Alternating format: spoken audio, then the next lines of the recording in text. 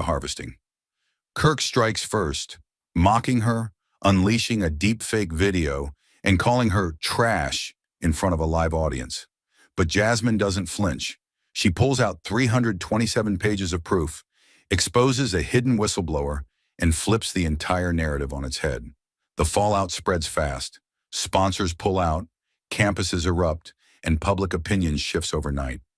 So what did Jasmine Crockett say that turned humiliation into power and changed everything? Stay with us. This is a story worth every second of your time. The lights dimmed like the hush before a storm. The stage wasn't just a set, it was a line drawn in granite. Two podiums stood beneath twin spotlights, facing an audience deliberately split in two. On the left, Kirk's side, rows of clean-cut suits, starched flags on lapels, hands clasped in practiced confidence. On the right, Crockett's side, young, diverse faces, eyes burning not with fury, but with weary expectation. The seating wasn't random, it was a design. Every camera angle, every inch of the floor was mapped to capture confrontation. This wasn't a debate, it was a broadcast war, a moral prize fight wrapped in lights and ratings. From backstage, Jasmine Crockett emerged like a quiet storm. No entourage, no fanfare. Just the steel walk of someone who stood alone in halls that weren't built for her voice. Across from her, Charlie Kirk strode in with the swagger of someone who'd never known silence. He grinned like the cameras were old friends, like the crowd was his courtroom. Nicknamed the Logic Sword by his supporters, Kirk adjusted his mic with the ease of a man used to winning arguments before they started. Crockett didn't blink. She didn't smile. Her presence wasn't loud, but it shifted the air. She wasn't there to perform. She was there to fight. The host stepped forward, center stage, like a referee entering the ring. He didn't waste words. "This is not a panel," he said. "It's a reckoning." The crowd stirred. "There will be no edits, no filters. We will not censor opinions, but we will listen." The words dropped like weights into the room. A second passed, then another. The silence didn't just settle, it pressed. On the left, Kirk crossed his arms, nodding with amusement. On the right, Crockett simply stood, unmoving, measured, the kind of stillness that only comes before something explodes. And somewhere off camera, a producer whispered, "We're live." The silence after the moderator's final sentence stretched, not awkward, but charged, like the room knew something was coming but didn't know from where or how hard it would hit. Jasmine Crockett adjusted the microphone with a calmness that wasn't rehearsed. It was earned. Earned in late-night committee rooms no camera ever aired. Earned while being interrupted, talked over, disrespected, and still not leaving her seat. She began quietly. "What we're living through isn't just political division. It's moral distortion.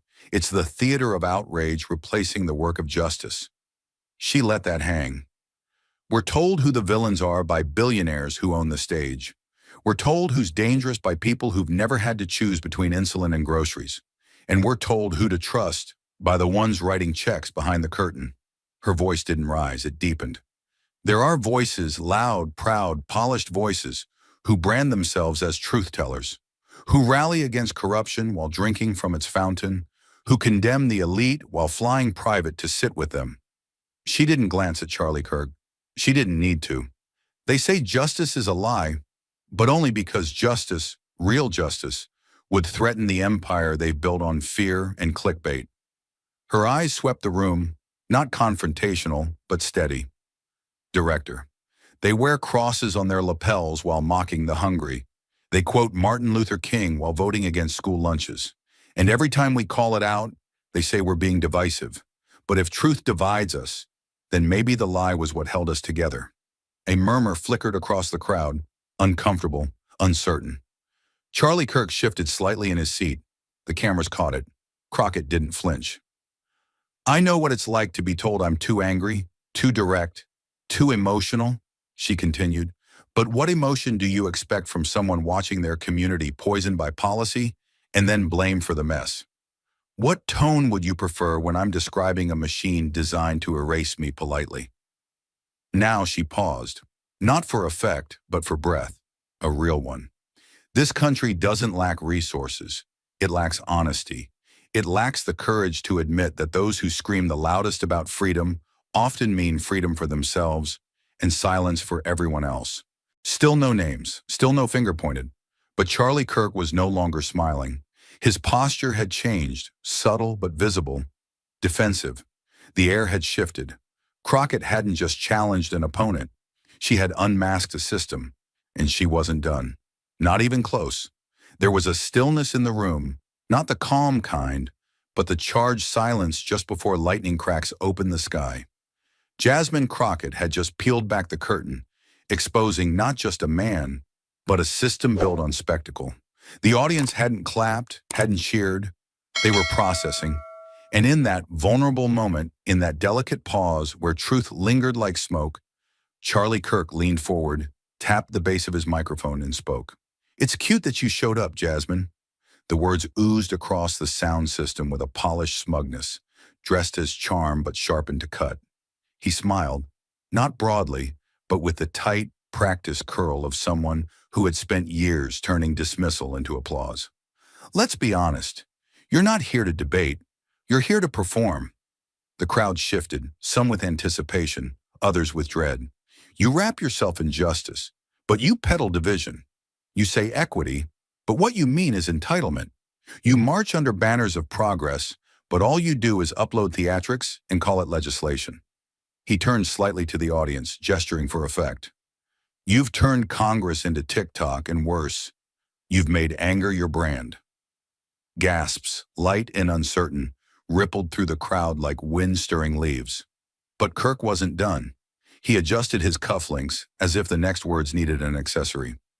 "You talk about corruption and conscience, but you don't even believe in the institutions you sit in. You demand respect but treat the Constitution like a doormat." His voice rose slightly, just enough to weaponize. "People like her." He paused, a beat too long. His eyes locked on Crockett, and the smile vanished. "Are trash."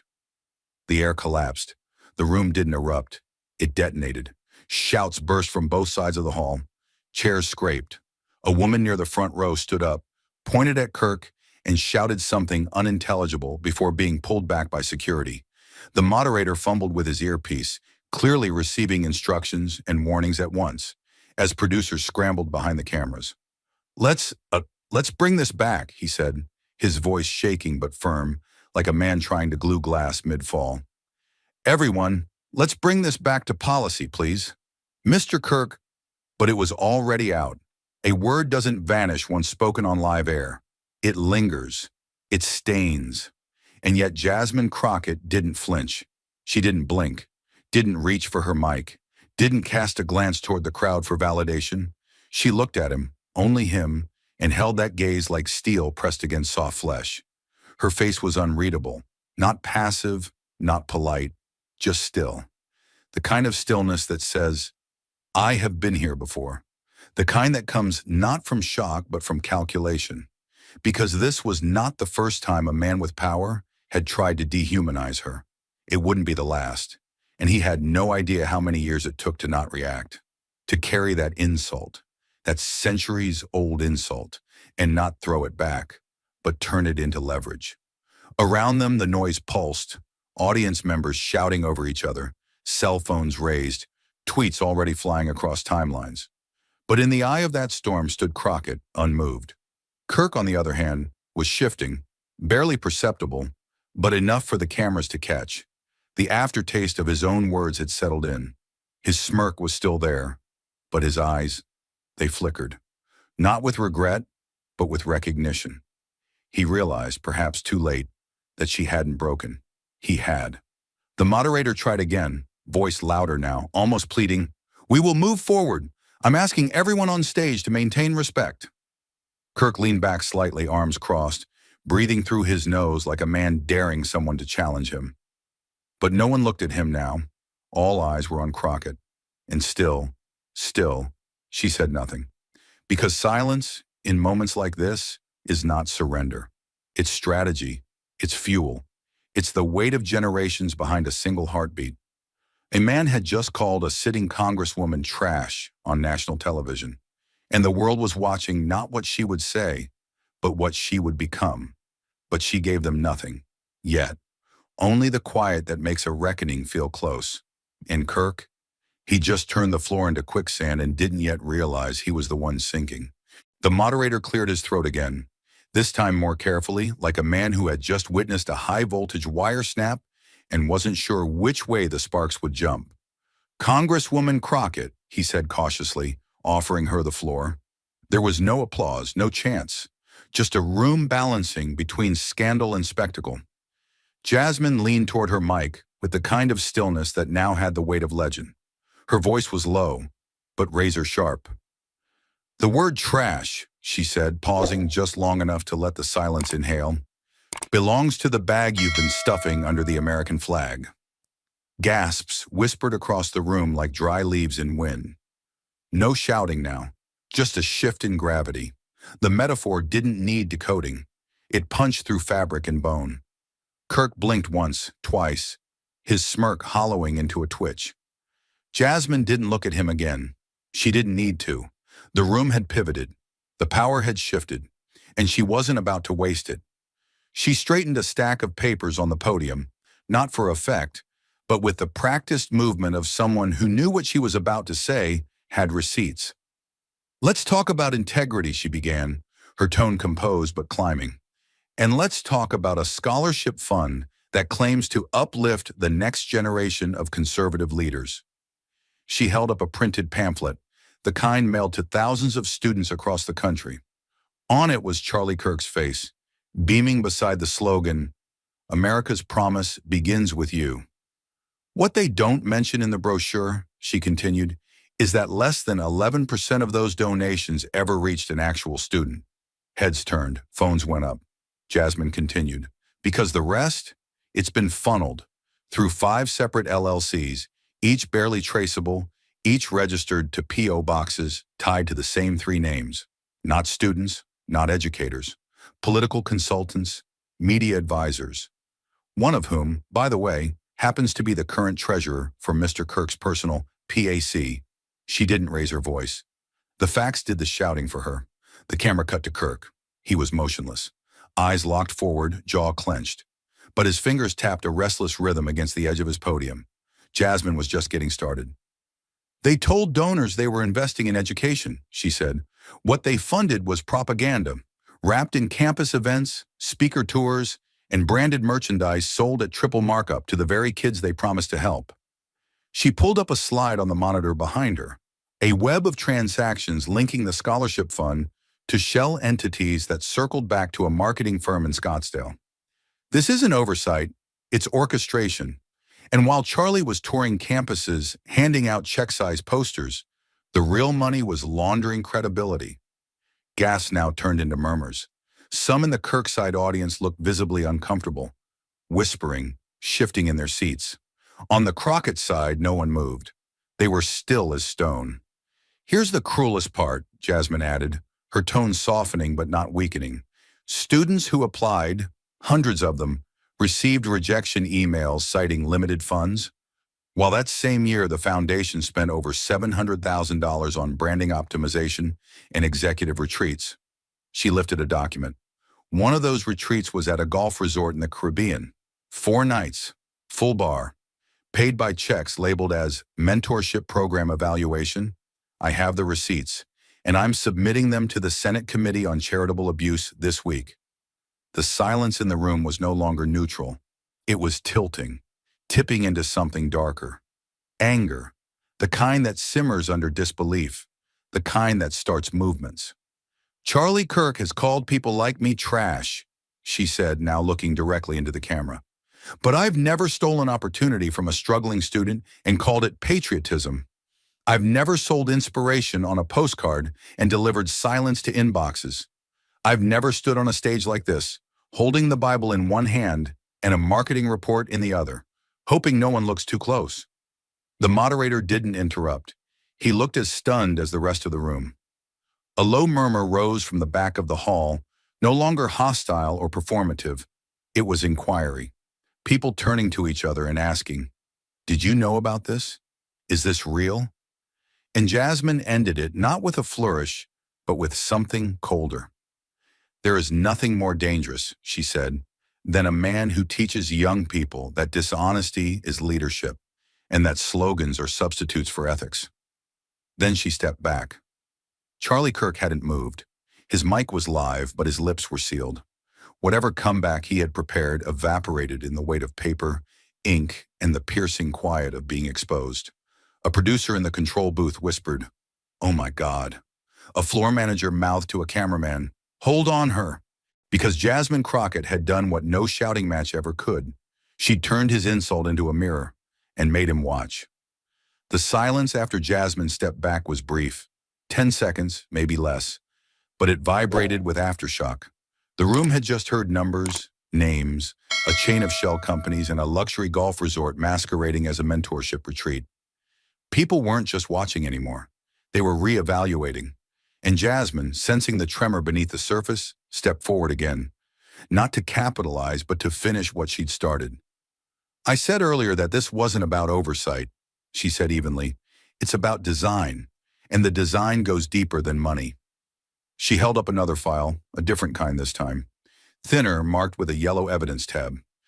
"We looked closer at the internal systems of the scholarship programs Mr. Kirk champions. The data trails told a darker story. A network of student information harvesting disguised as opportunity. The audience leaned in, quiet, alert, uneasy. Thousands of applicants, essay submissions, personal backgrounds, political leanings, religious views, all of it collected under the pretense of awarding funding.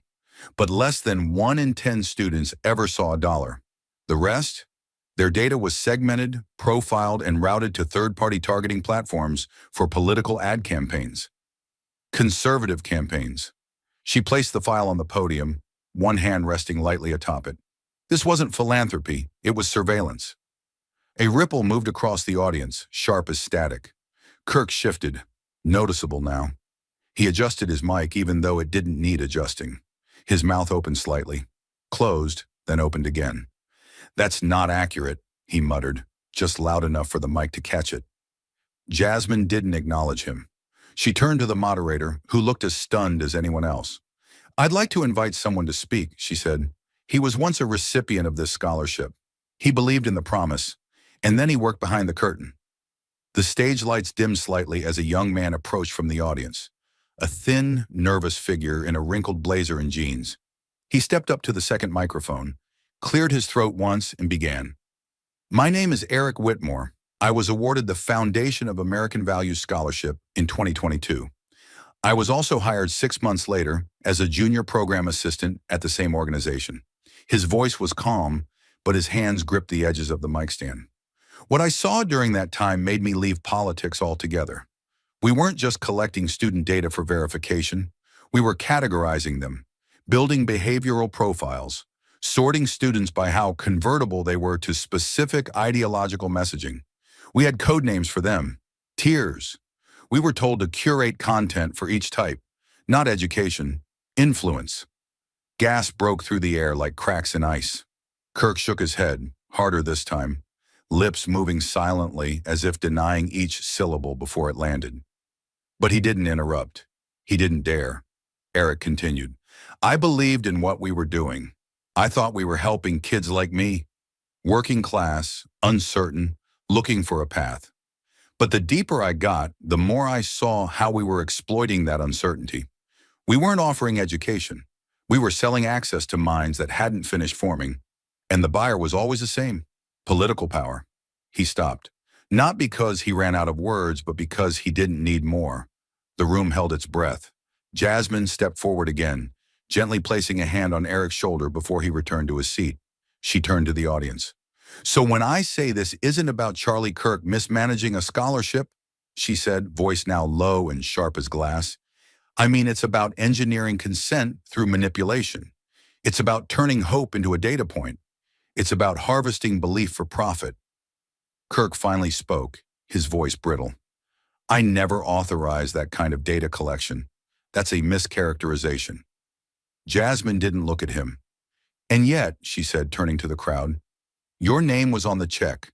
your face on the brochure, and your silence in every inbox that never got an answer. The audience was no longer whispering. They were murmuring, audibly, intensely. Some looked stunned, others betrayed. Phones were out, not for photos now, but for Google searches, screenshots, side conversations. The tide was turning, and Charlie Kirk knew it. He leaned toward his mic again, trying to pivot, trying to reclaim narrative.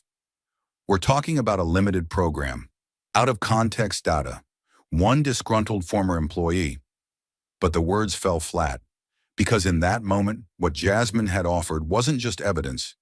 It was confirmation. It was the naming of a pattern people had suspected, but never heard spelled out in full view, on live television, with no spin, no break, and no apology. She stepped back from the mic, once again without flourish, and this time, the silence wasn't empty. It was full of realization, of consequence, of a truth that had been sitting in plain sight all along, and now there was no one hearing it. The fallout from Eric's testimony still hung in the air, thick as fog. Viewers weren't just watching now. They were riveted, leaning in with that taut, edge-of-your-seat tension that usually belongs to courtroom dramas, not political panels. The moderator visibly rattled, his cue cards trembling slightly in his hand, took a breath and tried to reassert control. "All right," he said, clearing his throat. "In the spirit of fairness and clarity, I'm going to ask each of you to respond. 60 seconds each. Mr. Kirk, you first." Charlie Kirk nodded slowly, trying to summon the polished rhythm that had carried him through hundreds of speaking engagements. But his voice, when it came, was just slightly off-tempo. Too fast, too defensive. "Listen," he began, managing a dry laugh that didn't land. "This is a lot of accusations thrown in rapid-fire succession." He raised a hand slightly as if appealing to reason. "I've spent the last 10 years fighting for young people across this country. I've spoken on over 1,000 campuses. And yes, we've built networks. We've raised money. Some of it's gone to administration, as every nonprofit does. But these claims that we're using data, manipulating minds, that's conspiratorial nonsense." He leaned forward, palms open. "Look, back in 2018, I partnered with organizations on both sides of the aisle. We held civil discourse forums. We brought people together. You can dig into anything and make it look ugly if that's what you're trying to do. But I'm not here to defend isolated details. I'm here because I believe in the cause, in American values, and I won't apologize for standing for them." The timer beeped faintly. The audience didn't clap, not even from his side. Jasmine Crockett adjusted her mic slowly, her hands deliberate. She didn't look triumphant. She looked focused, controlled. "I'm not going to use my 60 seconds to repeat what's already been said," she began, "but I will use it to clarify what's being hidden."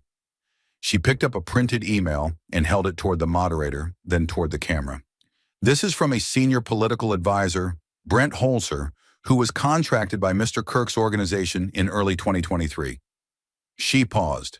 This email, dated May 9th, was sent less than 48 hours after a national article criticized the scholarship program for its lack of transparency. She flipped the page so the audience could read the subject line on the screen behind her. "Narrative shift strategy, deploy ASAP." Her voice was calm, surgical.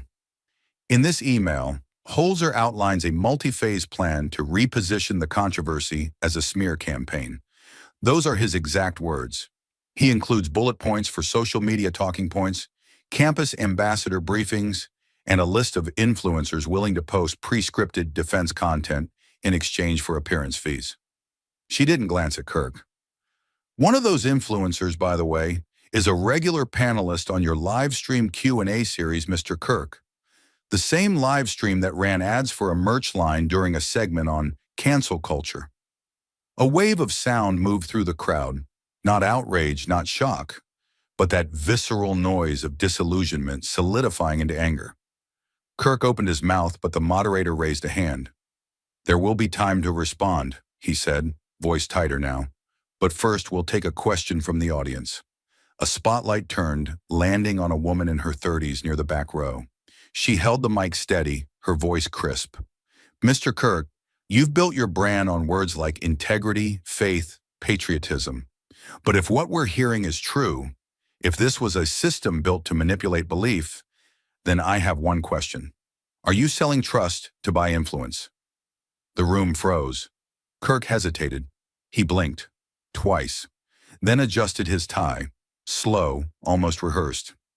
I think that's a gross oversimplification, he said finally. I've never profited personally from any of these programs. My team. He stopped. Wrong sentence. He shifted again. There are complexities in every large-scale operation. We live in a polarized time. People interpret intentions through their own lenses. What you call strategy, I call outreach. But it didn't land. His words felt limp, like they were dodging the target by inches. Then came the sound. Not a cheer, not a shout. A single sharp exhale from Jasmine Crockett. A laugh, barely audible, but unmistakable. Not mocking, not loud, just real, tired, knowing. It cut through the room with the precision of someone who had heard this script before. Too many times from too many podiums, in too many rooms where people like her were asked to stay polite while being fed lies dressed as nuance.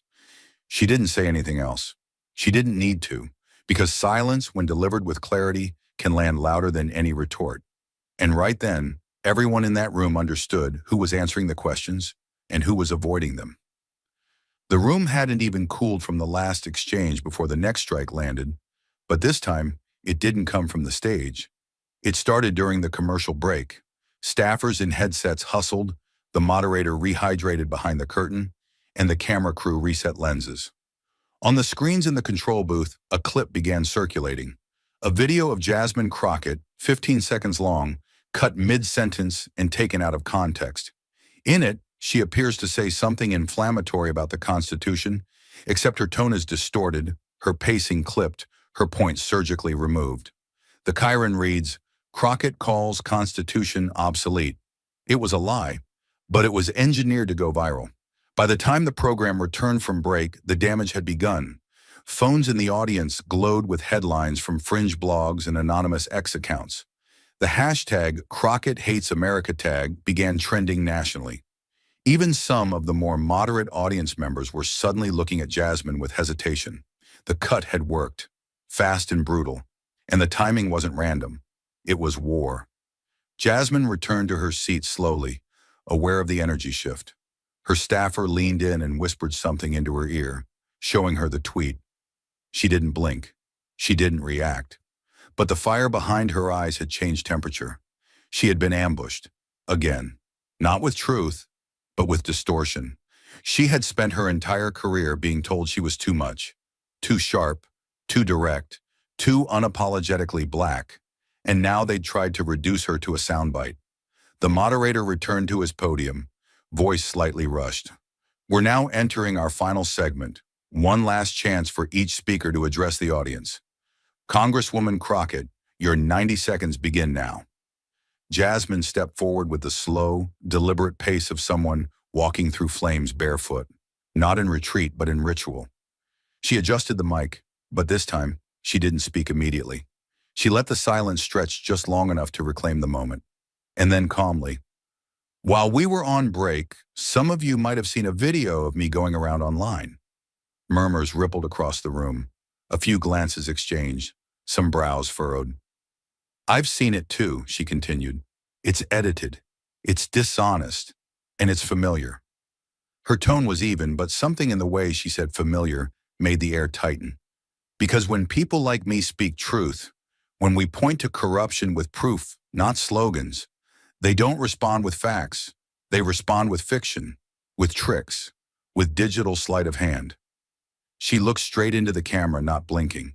They twist words and cut context, not to reveal who I am, but to protect who they are. She pulled out a printed frame of the video tweet and held it up to the audience. This is the tactic. This is the playbook. Frame the critic before the critique lands. Attack the messenger before the message spreads. Her voice sharpened. But ask yourself, if I'm wrong, why do they have to lie? If I'm so off base, why invent something new to discredit me? She took a step forward. Why do they spend millions creating noise instead of answering my questions with clarity? The room was frozen again, not because they didn't know what to feel, but because they knew exactly what she meant. I've been called radical, angry, divisive, she said. I've been told to smile more while being shouted over. I've had doors closed in my face, only to be asked later why I didn't knock harder. Her voice didn't crack, but it deepened, and every syllable landed like a stone. And now I'm being edited into a villain in real time, on your screens in front of your eyes. She paused, the silence pulsing now. But you know what that means? She asked. It means the truth scared them. It means the truth hit too close. And instead of disproving it, they're trying to drown it. Someone in the audience muttered, "Damn." Another murmured, "She's not wrong." Jasmine took one last look around. So here's my offer to you. Don't believe me because I'm on a stage. Believe me because I brought receipts. Because I asked questions they refused to answer. Because I didn't shout over them. I showed them. And because I stood still while they scrambled. The moderator looked stunned. He glanced at the clock, then at the stage director, then back at her. Time was up, but nobody wanted to cut her off. And then with a smile, not bitter, not triumphant, just firm, Jasmine leaned in one last time. They can cut clips, but they can't cut the truth. The lights dimmed a hair, and the studio, once again, held its breath. Charlie Kirk looked down, lips pressed, the footage still playing in silent loops across feeds outside the building. But inside that room, no one cared about the edit anymore. Because Jasmine Crockett had just taken back the frame, and she hadn't shouted. She'd outlasted. And in that moment, every smear, every headline, every attempt to rewrite her, dissolved in the sound of a woman who refused to be erased. The hall was still recovering from the last blow. Jasmine had just reclaimed her narrative from the viral smear, not with fury, but with control so exacting that it left the crowd silent, not stunned, but sobered. The moderator was about to speak when a voice broke through, not from the stage, but the floor. "Excuse me," said a young man rising from the middle row. He couldn't have been older than 22. Slender frame, pale knuckles gripping the microphone like a confession. His jacket was 2 sizes too big, his voice too sincere to be performative. There was a Turning Point USA pin still fastened to his lapel. The room turned toward him slowly. There was no security move, no interruption, just attention. "My name's Daniel. I go to a small college in Ohio. I was president of our TPUSA chapter last year," he began, eyes flickering toward the stage. "I organized events. I quoted Mr. Kirk's books in debates. I even defended him when people said the scholarship fund was shady. Because I believed, I really did." His voice didn't crack, but something in it broke anyway. "But after what I heard tonight, the documents, the targeting, the profiles, I don't know where I stand anymore. I don't know if I was part of something honest or part of something that used people like me to sell a brand." No one said a word. He looked directly at Jasmine now. "So my question isn't about who won this debate. My question is for you, Congresswoman. If you win, if everything you said is true, what do you do with it? What happens next?" A few heads turned toward her, but Jasmine was already looking at him, fully, as if no one else in the room existed for a moment, but the boy asking her not for policy, but for purpose. She stepped forward slowly, not dramatically, but with the weight of someone who's walked through too many rooms like this. Someone who's had to answer questions like that while knowing the real ones would never be asked on camera. She took a breath, not to gather herself, but to honor the gravity of what had just been given to her. "I appreciate your honesty, Daniel," she said, "and I want to answer you, not as a politician, but as someone who's been lied to her whole life about what this country values." Her voice wasn't loud. It didn't need to be. "I didn't come here tonight to win a debate," she said. "I came here to make sure we don't lose something far more important, a future worth believing in." The line didn't trigger applause. Not yet. It was too heavy for that. Too real. "I know what it feels like to be handed a script and told it's a calling," she continued. "To be given a t-shirt and told it's a movement. To be praised when you fall in line and erased the second you ask why the line exists in the first place." She paced slowly, her voice tightening, not with anger but with precision. I know what it feels like to want to believe in something so badly that you ignore the discomfort in your gut, that you defend people who wouldn't defend you, that you confuse access for acceptance, power for purpose, visibility for value. Now the room was still again, not cold, listening. You asked what I'll do next, she said. I'll go back to Congress, and I'll file for full oversight of nonprofit political data operations. I'll work to mandate transparency for scholarship foundations, who funds them, who gets the money, and who doesn't. I'll fight for digital privacy legislation, because no 17-year-old applying for help should be turned into a voter profile behind their back. She leaned closer to the mic, her voice like steel wrapped in velvet. But beyond that, she said, I'll keep showing up. I'll keep standing in rooms where I'm not expected to speak, but where silence would cost too much. I'll keep telling young people the truth, that their value is not determined by whether or not they echo someone else's slogan, that integrity doesn't trend, but it endures, and that the first betrayal they experience should not come from the person who offered them a scholarship. She paused, her voice softened, but never weakened. And I'll keep doing that, she said, because the war we're in isn't about left or right. It's about truth versus performance, conviction versus clickbait, leadership versus manipulation, and I refuse to let the next generation inherit a lie just because it was branded well. The moment landed. For a second there was nothing, and then someone, softly but clearly, began to clap. Then another, and then the entire room stood. Not like a crowd, like witnesses. And Daniel, still holding the mic in both hands, sat back down. Not with a victory, not with resolution, but with something heavier. Truth. And maybe for the first time, a kind he didn't want to look away from. The applause that had crowned Jasmine Crockett's last answer had only just begun to settle into the rafters when Charlie Kirk lunged for his microphone with the raw alarm of a man yanking a steering wheel on black ice, spitfiring claims that the moderator was a paid left-wing hall monitor, that the control room was cropping patriots out of frame, and that coastal elite producers were piping socialist talking points into Crockett's ear. The tirade, delivered in a single heaving breath, careened so wildly that the ticker beneath the stage glitched mid-scroll, and two junior technicians exchanged an unspoken "oh my God" glance, realizing they had never watched a public figure torch his own narrative this completely, this live, beneath studio lights that suddenly felt more like interrogation lamps than flattering luminaires. The moderator, palms still trembling from earlier crossfire, yet voice as cool as a surgical steel scalpel, replied with forensic calm, reminding Kirk that the network had left his mic wide open when he'd branded a sitting congresswoman trash, that every syllable had rolled across 1,000,000 living rooms unbleeped, and that claims of censorship rang hollow from a man whose loudest insult had been granted primetime amplification. The rebuttal, precise as a sniper's round, detonated Kirk's grievance narrative mid-flight and prompted heads across the hall to swivel, the overhead boom mic even dipping an inch lower as if hungry to record the sound of an empire cracking. Almost on cue, a fissure opened in the crimson block of Kirk supporters. Two silver-haired donors sporting Gilded Eagle lapel pins exchanged tight smiles before slipping into the aisle.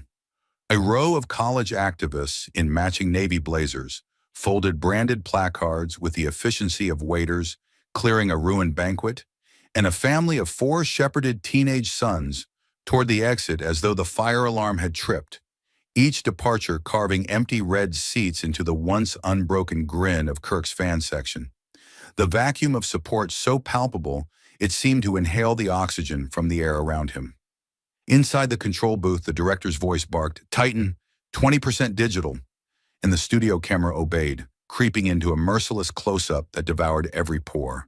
Beads of sweat sliding across Kirk's temple like runaway mercury, pupils ricocheting toward offstage monitors that now reflected nothing but his own unraveling, an index finger, only minutes earlier a maestro's baton, tapping Morse code tremors on the podium edge. Subtle yet damning, each staccato tap a subconscious admission that the narrative wheels were spinning against slick ice and his tires had lost traction. Attempting to claw back altitude, he launched into a frantic greatest hits medley: Hunter Biden's laptop, gender ideology in kindergarten, runaway gas prices under progressives, Black Lives Matter Marxism, but each bullet point landed like a mismatched jigsaw piece from another puzzle. Applause lines now stripped of context and lifeless as a deflated parade balloon. The algorithm of his rhetoric sputtering under the weight of documents, whistleblower testimony, and the brutal stillness of an audience that had crossed the threshold from fandom to witness. Seizing the momentum, the moderator offered what looked like a lifeline, but felt more like a dare, declaring that the network's real-time fact-check team stood ready to display any proof Kirk could produce: bank ledgers, raw server exports, notarized affidavits, to rebut the scholarship laundering or voter profiling charges. The invitation glittered for 3 agonizing seconds like a golden gangplank to redemption before his silence collapsed it. And that dead air roared louder than any denial, because every viewer understood instinctively that a man with proof would sprint across shattered glass to wave it on the big screen. The panic that had been brewing in his bloodstream finally erupted into physiology. A crimson flush climbed his neck, dampened the starched collar of his white shirt. Breaths shallow and rapid enough that the mic captured a faint pneumatic hiss, and when he pivoted once more to blame algorithmic shadow banning of conservative voices, the words clashed head-on with the memory of his unfiltered slur mere minutes earlier, a contradiction so glaring social media timelines immediately populated with split-screen memes mocking the hypocrisy in real-time GIFs before he had finished the sentence. Energy in the hall inverted. Kirk's side, once a solid wall of chest-puff certainty, resembled a patchwork quilt of unease stitched together by sideways glances, while Crockett's side radiated the controlled stillness of spectators who recognize momentum when it tilts irrevocably, a hush so taut one could hear cable reels spinning backstage and the faint clink of a stagehand's carabiner as he clipped a safety line to a moving light. Cornered, Kirk jabbed a trembling finger at the moderator, charging him with granting Jasmine luxury rebuttal windows. But the host calmly scrolled a digital stopwatch overlay, proving exact time parity, and ended the reprimand with an ice-cold fact. The only extended privilege tonight was yours when you used this platform to brand a colleague trash. A choice aired unedited, a line that sliced across the room like diamond wire, leaving Kirk's objections fluttering like torn flyers in a gust of cold air, and even the remaining loyalists shifted uncomfortably under its precision. As one last cluster of red-capped faithful slipped out, faces set in brittle smiles of passengers abandoning a sinking ship, Kirk's shoulders sagged, palms left damp smears on the polished podium, and the unforgiving camera stuck to him like a sentencing spotlight, transmitting in 4K every shudder of his jaw, every quiver of eyelid, every bead of sweat tracing defeat down his cheek, so that across the nation millions of screens witnessed a man, once master of media manipulation, drown in the very glare he'd fashioned into a weapon for so many years. Phones were still lighting up in the auditorium aisles when the wider internet ignited, and within 47 minutes of the broadcast feed cutting to credits, the twin hashtags, Trash or Truth and Jasmine Speaks, were pulsing through trending algorithms like twin arterial surges, with TikTok reaction cuts showing Crockett's single raised eyebrow racking up 2 million views before midnight, Twitter threads breaking down the scholarship shell game faster than professional auditors, Discord servers filling with frame-by-frame analyses of Charlie Kirk's sweat beads, and Reddit dashboards tracking the hashtag's climb from regional to national to global in real time. Each screenshot graph, a neon seismograph charting the cultural aftershock of a slur, turned inside out by receipts, dignity, and a sentence nobody in the control room had cued in the teleprompter. Cable news anchors still wiping makeup from their collars were forced back under studio lights for emergency panels, where analysts, some leaning eager, others stunned, agreed on virtually nothing except the scale of the blast radius, dubbing the showdown the TikTok Scopes trial, and the first primetime crucible of Gen Z civic identity, arguing over whether Crockett's restraint or her evidence wounded Kirk more deeply, while scrolls beneath their chyrons updated in near real time. 28,000 college-age donors cancel Turning Point pledges. Arizona Senate schedules inquiry into nonprofit data harvest loopholes. Campus GOP chapter posts statement denouncing slur.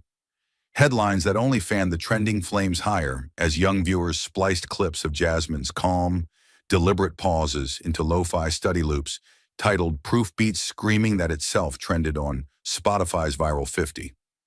In dorm lounges from Austin to Ann Arbor, watch party crowds that had begun the night betting on Kirk's meme master bravado now scrolled in slack-jawed silence through spreadsheets Jasmine released post-show. Zip files marked Evidence Pack 1, where line items for mentorship retreat cabana upgrade sat beside student outreach budget, $0, and the hush that settled was the sound of freshmen seeing a bright brand circuitry for the first time. Shards of idealism scattering like glass across tiled common room floors because the betrayal was intimate. It was their demographic, their inbox, their vulnerabilities that had been auctioned. On Instagram Reels, the phrase, "I came to make sure we don't lose a future," looped against a montage of civil rights marches and campus rallies, stitched by creators barely old enough to vote, yet savvy enough to know a generational thesis when they heard one. And in the comment lines beneath, teenagers who had once worn Kirk's eagle logo in profile pictures typed confessions of disillusionment. She didn't yell once, and I still felt every word. While parents who'd tuned in for a quick policy clash found themselves watching their children rewrite household political assumptions in real time. Dinner table authority dissolving under the glow of touchscreens.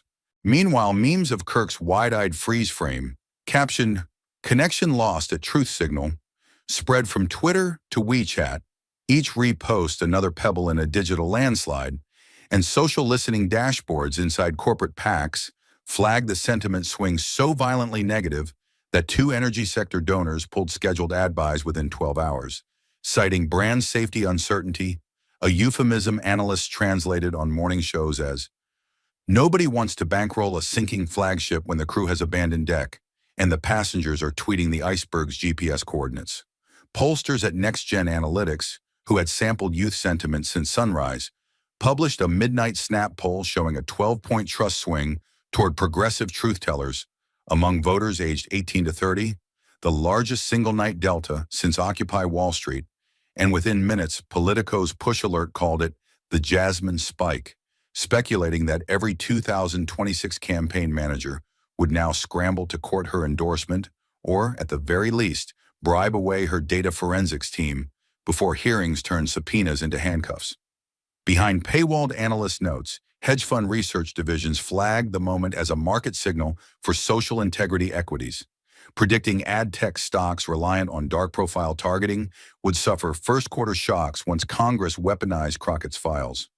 By sunrise, Crockett's office inbox overflowed with invitations, student government coalitions requesting campus tours, 2 late-night hosts offering prime sofas, a trio of Ivy League law journals vying to serial publish her policy blueprint, and a bipartisan block of House freshmen quietly inquiring how to replicate her data transparency bill in their own districts. Each email a proof of concept that a single night of disciplined facts could burn hotter and travel farther than 5 years of algorithm dog whistles, provided the messenger carried herself with the unflinching steadiness of someone who'd been told to sit down her whole life and decided to build a podium instead. Across conservative media, frantic spin cycles churned, panels alleging deepfake forgeries, columnists invoking digital lynch mobs, think tank fellows warning of youth captured by grievance socialism. Yet none of it gained altitude, because the receipts were already open source, and the insult had been televised unedited, every denial ricocheting off a wall of time-stamped reality, and so the discourse kept sliding toward a simpler binary, one captured in the competing hashtags themselves. Trash, or truth, wasn't just trending, it was forcing a moral multiple-choice exam into every feed, requiring users to pick a side or admit their apathy in silence, a social media Schrodinger's box that collapsed only when clicked. Late-night pundits attempted wry summary, calling it the debate that defenestrated dog whistles, while historians on C-SPAN After Hours invoked the 1960 Kennedy-Nixon broadcast, but insisted this was more radical. Nixon sweated. Kirk imploded in a meme economy, one guest remarked, adding that the real shift wasn't camera complexion, but audience agency. Young viewers didn't just watch a moment, they weaponized it, distilling Crockett's restraint into shareable mantras and Kirk's meltdown into cautionary gift parables. A participatory alchemy that turned spectators into manufacturers of narrative, forging not simply votes but viral antibodies against future demagogues. By the time morning commute shows rolled their theme music, the phrase generation-defining debate had ossified into panel consensus, quoted by centrists and radicals alike. And somewhere, between the satellite link-ups and the op-ed deadlines, Jasmine Crockett wrote a pre-dawn flight back to Washington, eyes rimmed red from scanning new evidence uploads on her laptop, knowing the true battle, the committee hearings, the subpoenas, the red line drafts, still lay ahead. Yet feeling for the first time in a decade of uphill fights that the wind of a newly awakened youth might finally be at her back rather than in her face. A tailwind birthed from one night, 2 hashtags, and an unedited insult that shattered under the weight of verifiable truth. Momentum, once loosed from the studio spotlights, roared through boardrooms and campus commons alike. And by Tuesday dawn, a chain reaction of risk assessment memos was thudding onto executive desks. The largest of Charlie Kirk's corporate benefactors, a Midwest financial tech giant that had quietly poured 7 figures into his scholarship branding in exchange for bespoke voter micro-targeting, held an emergency video call in which compliance lawyers replayed his trash slur alongside Jasmine Crockett's receipts, then overlaid real-time Twitter sentiment graphs that looked less like a dip and more like a cliff face, prompting the CEO, cheeks splotched crimson, to mutter the fiduciary mantra, brand safety, before instructing counsel to invoke a reputation breach clause and sever the relationship that very hour. A typed termination notice speedy signed and fired off with the corporate equivalent of a firing squad. Concise, lethal, irrevocable. Word of the rupture reached Kirk's inner circle while they were still drafting a defiant Substack post. He took the call in a glass conference room whose tinted walls suddenly felt aquarium transparent, listening as the sponsor's liaison deployed antiseptic phrases. Untenable optics, irreversible dilution of goodwill, unacceptable stewardship, each one landing like a calibrated body blow that drained his face of color and his posture of swagger, until the only sound in the room was his pen tapping in a rhythmic stutter against a legal pad where talking points had moments before seemed bulletproof. The pad now blank except for the imprinted outline of his own trembling handwriting. In frantic triage, his PR chief suggested pivoting to a martyr narrative, but data consultants showed dashboards where even sympathetic demographics were sliding into negative net favorability, and suggestion turned to open dread when a second sponsor, a firearms accessories brand heavily invested in youth outreach, paused payment on an upcoming campus tour, rationalizing in a curt email that the audience we've cultivated values composure, a phrase so diplomatically venomous it made clear Kirk's brand of brashness had crossed from edgy to outright radioactive, leaving him to stare at a balance sheet bleeding red in real time, his sense of control dissolving in sync with each incoming cancellation ping. While Kirk's empire leaked capital, Jasmine Crockett's phone vibrated like a live wire. The first call came from Georgetown's Center for Politics, a program once hesitant to book freshman firebrands, but now eager to headline her as a case study in evidence-driven advocacy, offering a keynote slot, travel honorarium, and a breakout session on digital ethics, all confirmed in a 6-minute conversation that ended with the director confessing his own students had demanded her presence by #vote, the democratic inversion of traditional lecture circuit gatekeeping. 90 minutes later, as she reviewed the forwarded termination notice from Kirk's former backer, a document she filed not with glee but with the sober satisfaction of accountability, her scheduler flashed 2 more invitations. Ohio State's John Glenn College, which framed its pitch as an urgent dialogue on political transparency, and the University of Texas at Austin, whose student government had unanimously passed a resolution titled Truth Over Trends that formally requested Crockett's appearance. Both schools in separate time zones and ideological climates offered stages within 48 hours of each other, covering travel costs up front and promising overflow rooms for what they predicted would be record attendance. Each acceptance email read like a small vindication, yet Crockett felt the weight of every line.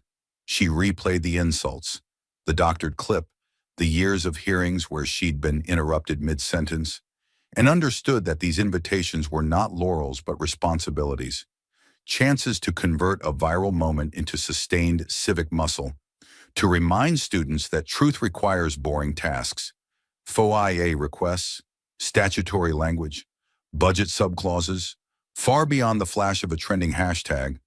And so she drafted replies that accepted the podiums but insisted on workshops afterward, small group sessions where she would walk aspiring organizers through the mechanics of legislation, the way other speakers break down box scores or start up pitch decks.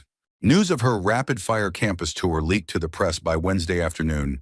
Cable pundits who on Monday had questioned her polish were now dubbing her the policy whisperer for Gen Z, while Kirk's defenders on fringe podcasts sputtered that universities had become shrines to socialist celebrity. Yet their outrage found little oxygen because the mainstream narrative had coalesced around an image too potent to counterspin. An unflappable congresswoman answering smear with substance and being rewarded not with a viral pat on the back, but with direct, tangible demand for her voice, creating a supply and demand curve where integrity, for once, was the commodity in shortest supply. Back inside Turning Point headquarters, Kirk's conference room thrummed with the low-grade panic of brand managers drafting salvage blueprints none of them fully believed. Screens displayed heat maps of campus chatter, where red once glowed like embers but now flickered anemic yellow. Each pixel a real-time reminder that passion follows credibility, the way iron filings chase a magnet, and credibility once shattered reassembles only at geological pace. Not on the timeline of quarterly fundraising cycles, a reality hitting Kirk harder than any debate stage ambush. By Thursday dusk, Jasmine sat in a quiet corner of Reagan National, a carry-on at her feet and 3 speech drafts open on her laptop, watching the terminal CNN feed announce Kirk's lost sponsorship as a Chiron, major donor withdrawals from conservative youth group amid controversy, and she felt no jubilation, only the austere certainty that systemic accountability is less climax than doorway, because every dethroned demagogue leaves followers searching for a new voice, and every exposed scheme drifts toward the next loophole unless watched by citizens with the vigilance of sleepless centuries. So as her boarding group was called, she closed the laptop, inhaled the recycled airport air heavy with the scent of burnt coffee and jet fuel, and reminded herself that the true victory wasn't the lost money on Kirk's ledger or the spike in her social metrics. It was the murmured conversation she'd overheard 2 gates down, where a pair of students debated subpoena procedures using her floor speech as reference, proof that in 48 hours, the currency of spectacle had been partially exchanged for the slower, sturdier goal to process, and that, she decided, was a future worth not losing. And that quiet airport realization, small as it seemed against the roar of hashtags and canceled checks, became the hinge on which the entire narrative swung. The moment when people scrolling feeds at midnight felt something heavier than partisan thrill crack open inside them. And it is from that hinge the story pivots now, away from scoreboard victory and towards something slower, stranger, and more permanent. The next morning, instead of sharing victory memes, thousands of young viewers opened PDFs, highlighting budget line items and Googling nonprofit tax codes, their dorm room conversations shifting from, "Did you see her own hymn?" to "How do we audit local boards?" While group chats that once traded slogan graphics began circulating templates for FOIA requests. A groundswell of procedural curiosity that startled even veteran organizers who had spent years begging people to read meeting minutes.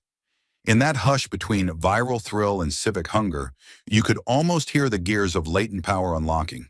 Each click a kid realizing outrage alone is a treadmill if it never feeds muscle. Cable anchors expecting a victory lap found themselves interviewing 20-year-olds quoting appropriation subclauses, and pundits who had sharpened talking points for culture war fireworks had to swallow them when callers asked not about tribal loyalty, but about the legal definitions of 501c3 violations.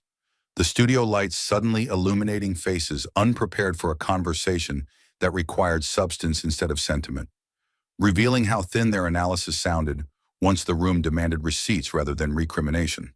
On campuses, professors of constitutional law reported record walk-ins during office hours, students clutching printouts of Crockett's evidence packs and asking whether data harvest loopholes could be closed by state statute or required federal oversight. The kind of granular inquiry that rarely accompanies internet sensations, but now bubbled like a newly tapped spring. And that shift from meme to mechanism spread faster than any smear clip because it carried the oxygen of self-discovery.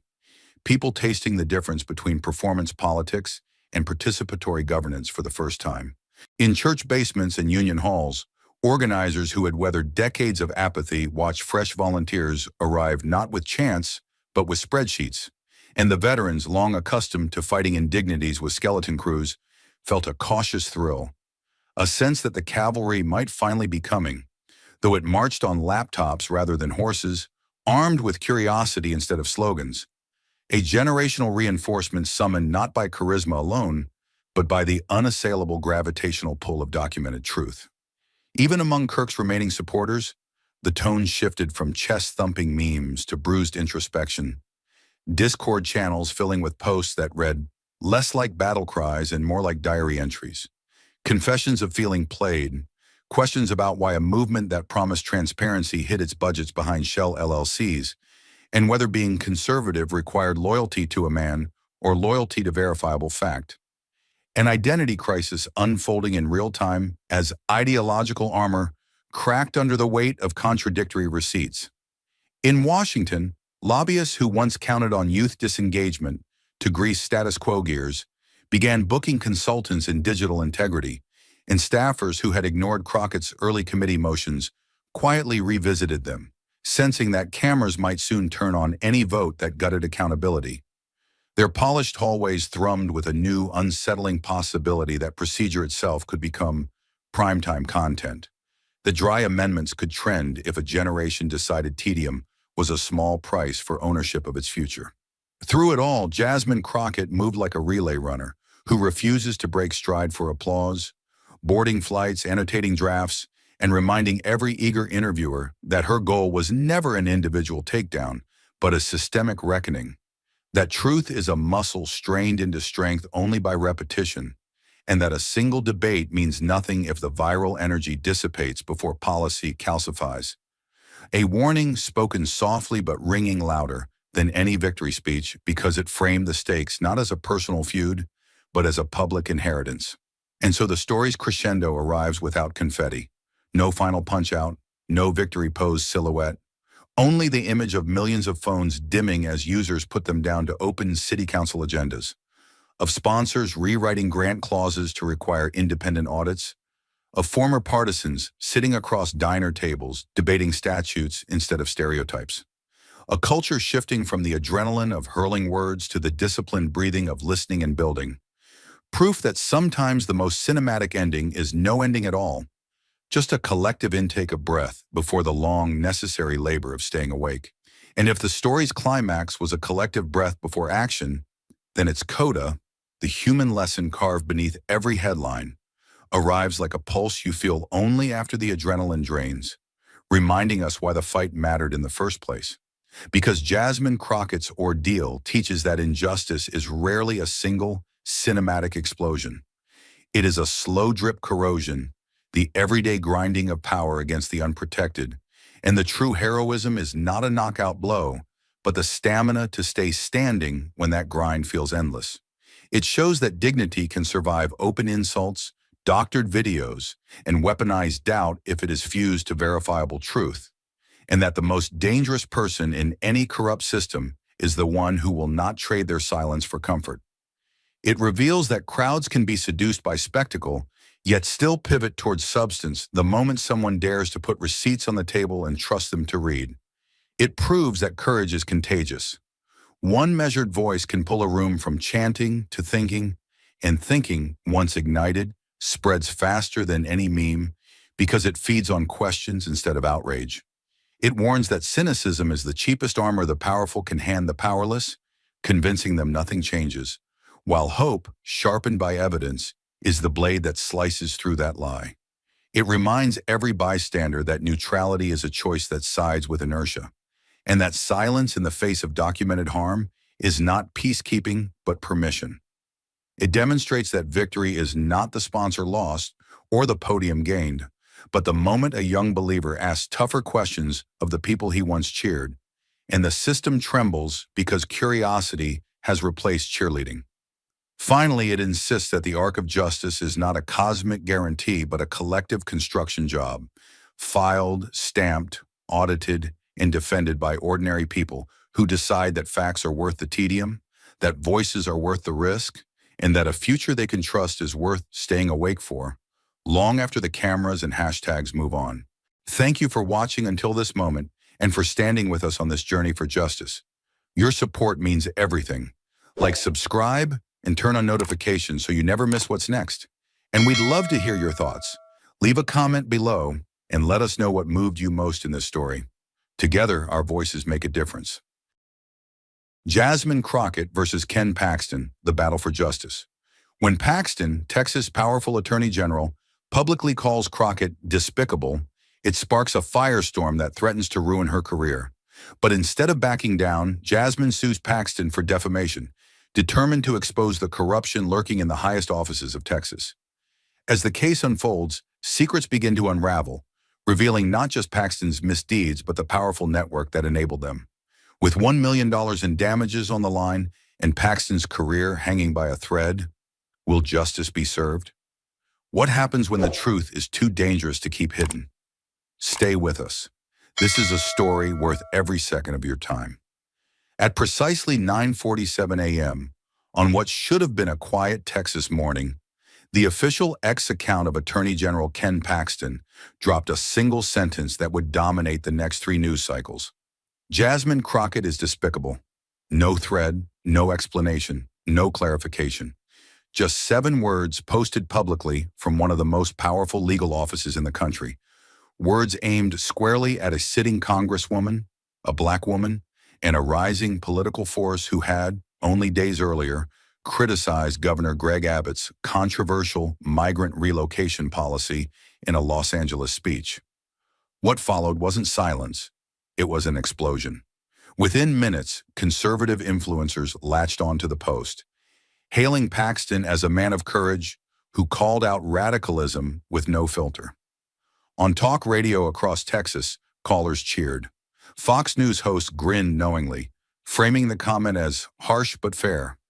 But elsewhere, on community boards, across university campuses, in congressional circles, the tone was entirely different. What millions saw wasn't a statement of disagreement. It was a public official using his platform to shame, target, and diminish a woman of color for speaking truth to power. Lawyers noted the legal risks.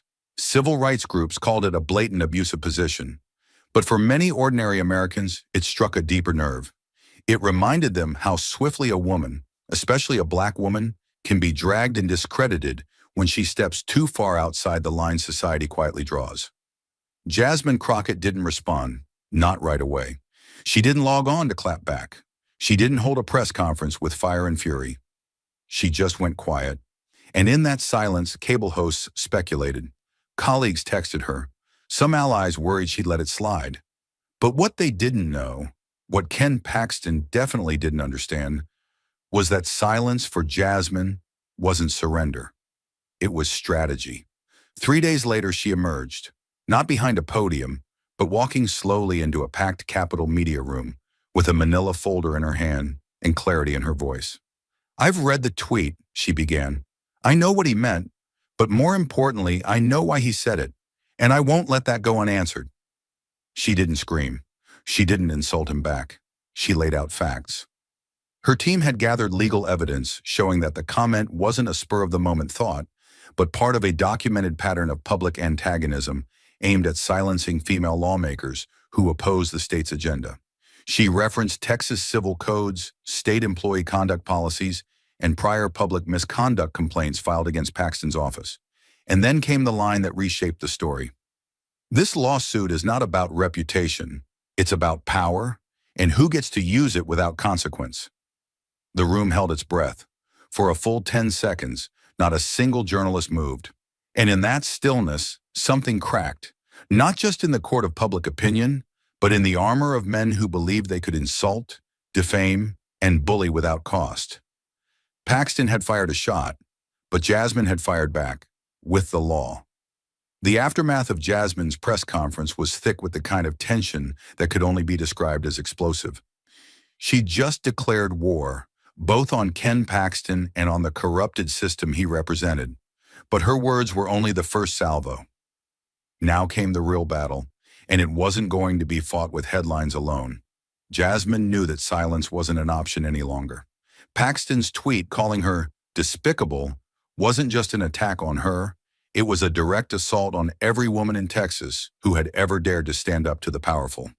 And it was time to hit back, not just for her own honor, but for the honor of every person silenced, erased, and ignored by Paxton's manipulation. The very next morning, she called a meeting, a closed-door strategy session with her top legal advisors and key civil rights activists. The room was heavy with the weight of what they were about to take on.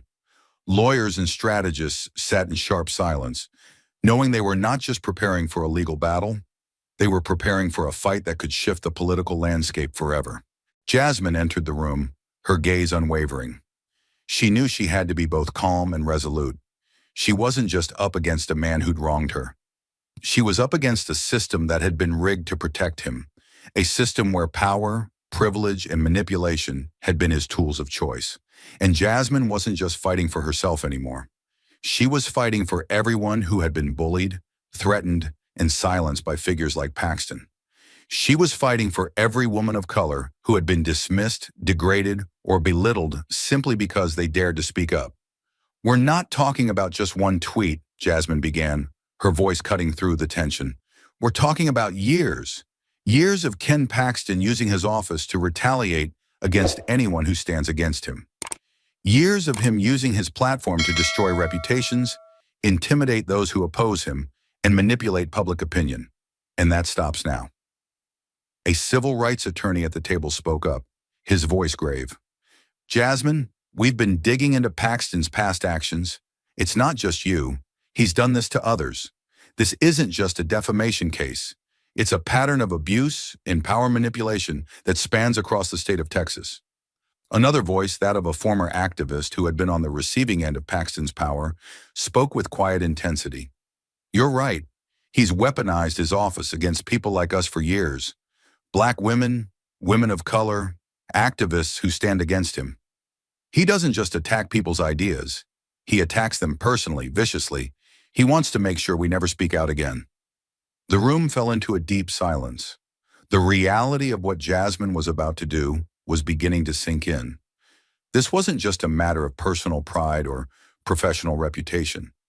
This was about dismantling the abusive system that Paxton had used for years to terrorize those who dared to question him. And Jasmine wasn't going to let him get away with it, not anymore. Jasmine's voice broke through the silence, now calm but forceful. "I'm going to file a lawsuit, but not just any lawsuit. I'm filing a civil suit against Paxton for defamation, sure. But more than that, I'm filing this lawsuit because Ken Paxton is using his power to silence people, and especially women. He's used his platform to systematically attack women of color who speak out, and I'm going to make sure the world knows about it. We'll bring the evidence into the light, and we're going to make him answer for it." She let her words hang in the air for a moment. The room was still. She could see the determination in her team's eyes, the fire that was igniting in their hearts. But there was no time for hesitation. This fight wasn't going to wait. "We're going to make this a landmark case," Jasmine continued, her voice firm and unwavering. "This isn't just about clearing my name. It's about setting a precedent. We need to show everyone who's ever been attacked by powerful people that they have a voice that they can fight back. We need to expose the lengths Paxton has gone to in order to maintain his power, and we need to do it publicly. This is bigger than me. This is about every person who's been crushed under the weight of his abuse." As she spoke, Jasmine could feel the energy in the room shift. What started as a simple legal response had evolved into a fight for justice that was far greater than she had anticipated. This wasn't just a lawsuit. This was a chance to expose a corrupt system and bring accountability to the most powerful office in Texas. Her legal team went to work immediately, drafting the lawsuit and gathering all the evidence they could find. But Jasmine wasn't just focused on the paperwork. She knew that this fight was going to be won in the court of public opinion as much as in the courtroom. She was going to make sure every Texan knew the truth. And when it was all over, when Paxton was finally held accountable for his actions, Jasmine Crockett would stand as the symbol of defiance, the one person who refused to stay silent, the one who said, "Enough." The battle lines were drawn, and for Jasmine Crockett, there was no turning back now. The moment Jasmine Crockett stepped out of the press conference, the impact of her words hung in the air, thick and undeniable. She hadn't just spoken out against Ken Paxton. She had made it clear that she was going to hold him accountable for the system of power he had weaponized against so many. Her decision to file the lawsuit wasn't just an act of personal defense. It was a direct challenge to the entrenched power structures that allowed corruption and manipulation to thrive unchecked. And as the press conference concluded, the storm began. Within hours, headlines exploded across every major news outlet. Jasmine Crockett sues Texas Attorney General for $1 million over defamation. Paxton faces legal action after Crockett lawsuit over public insult. The words were everywhere, spilling into every conversation, turning Jasmine from a rising political star into a symbol of resistance. The press didn't just cover the lawsuit, they dissected it. It wasn't just about a public slur. It was about an entire system of abuse and retaliation. But it wasn't just the press coverage that lit the fire. It was Paxton's own words. When he spoke to reporters, his response was designed to be defiant, to double down on his position. "I will not apologize. I said what I said, and I stand by it," he declared with a cold, almost arrogant certainty. He had expected his words to shut her down, to silence the conversation with a show of unyielding confidence. But instead, his response only fueled the flames. That very clip, "I stand by it," was replayed across social media, paired with Jasmine's powerful declaration, "This lawsuit is about setting a precedent." The clip went viral. His defiance became his undoing. As the clip circulated, the backlash against Paxton grew. His words weren't the rallying cry he thought they would be. They were a stark reminder of his disregard for accountability. And it wasn't just the media calling him out. A groundswell of support surged behind Jasmine. Women's groups, civil rights organizations, former employees, many of whom had been silenced by Paxton's influence, began to speak out. Their voices flooded the narrative, and they weren't holding back. The Texas Women's Coalition issued a statement of support, declaring that Paxton's actions were not an isolated incident. They were part of a larger pattern of systematic abuse and disregard for the rights of those who challenged him. National groups like NOW, National Organization for Women, voiced their support, while former employees who had been pushed out of Paxton's office began to share their stories. These weren't just people who had heard rumors or whispered about Paxton's behavior in private. They had lived it. They had been the targets of his personal vendettas, smeared, dismissed, and discarded simply because they had spoken out or resisted his agendas. The media began to piece together the stories of those who had been silenced. Not just Jasmine, but a long list of victims of Paxton's unchecked power. It was no longer just about one woman's defamation suit. It was a reckoning for the people who had been crushed under Paxton's reign of intimidation. Every news story that surfaced was a stitch in the fabric of a growing movement. Jasmine wasn't just standing for herself anymore. She was standing for every person who had been silenced, for every woman who had been told to shut up, for every activist who had been shut down. Jasmine's decision to pursue the lawsuit wasn't just about clearing her name. It was a deliberate, powerful move to expose the abuse of power and the misuse of a political office that had gone unchecked for far too long. The truth wasn't just in the headlines. It was in every word spoken by those who came forward to stand with her. The fight wasn't hers alone anymore. It was theirs too. And as the waves of support continued to swell, Jasmine knew one thing for certain. This fight wasn't just for justice. It was for the future of Texas politics. She was not just challenging Paxton. She was challenging a culture of corruption, a culture that had spent far too long turning a blind eye to the abuse of power. Now the world was watching, the truth was out, and there was no turning back.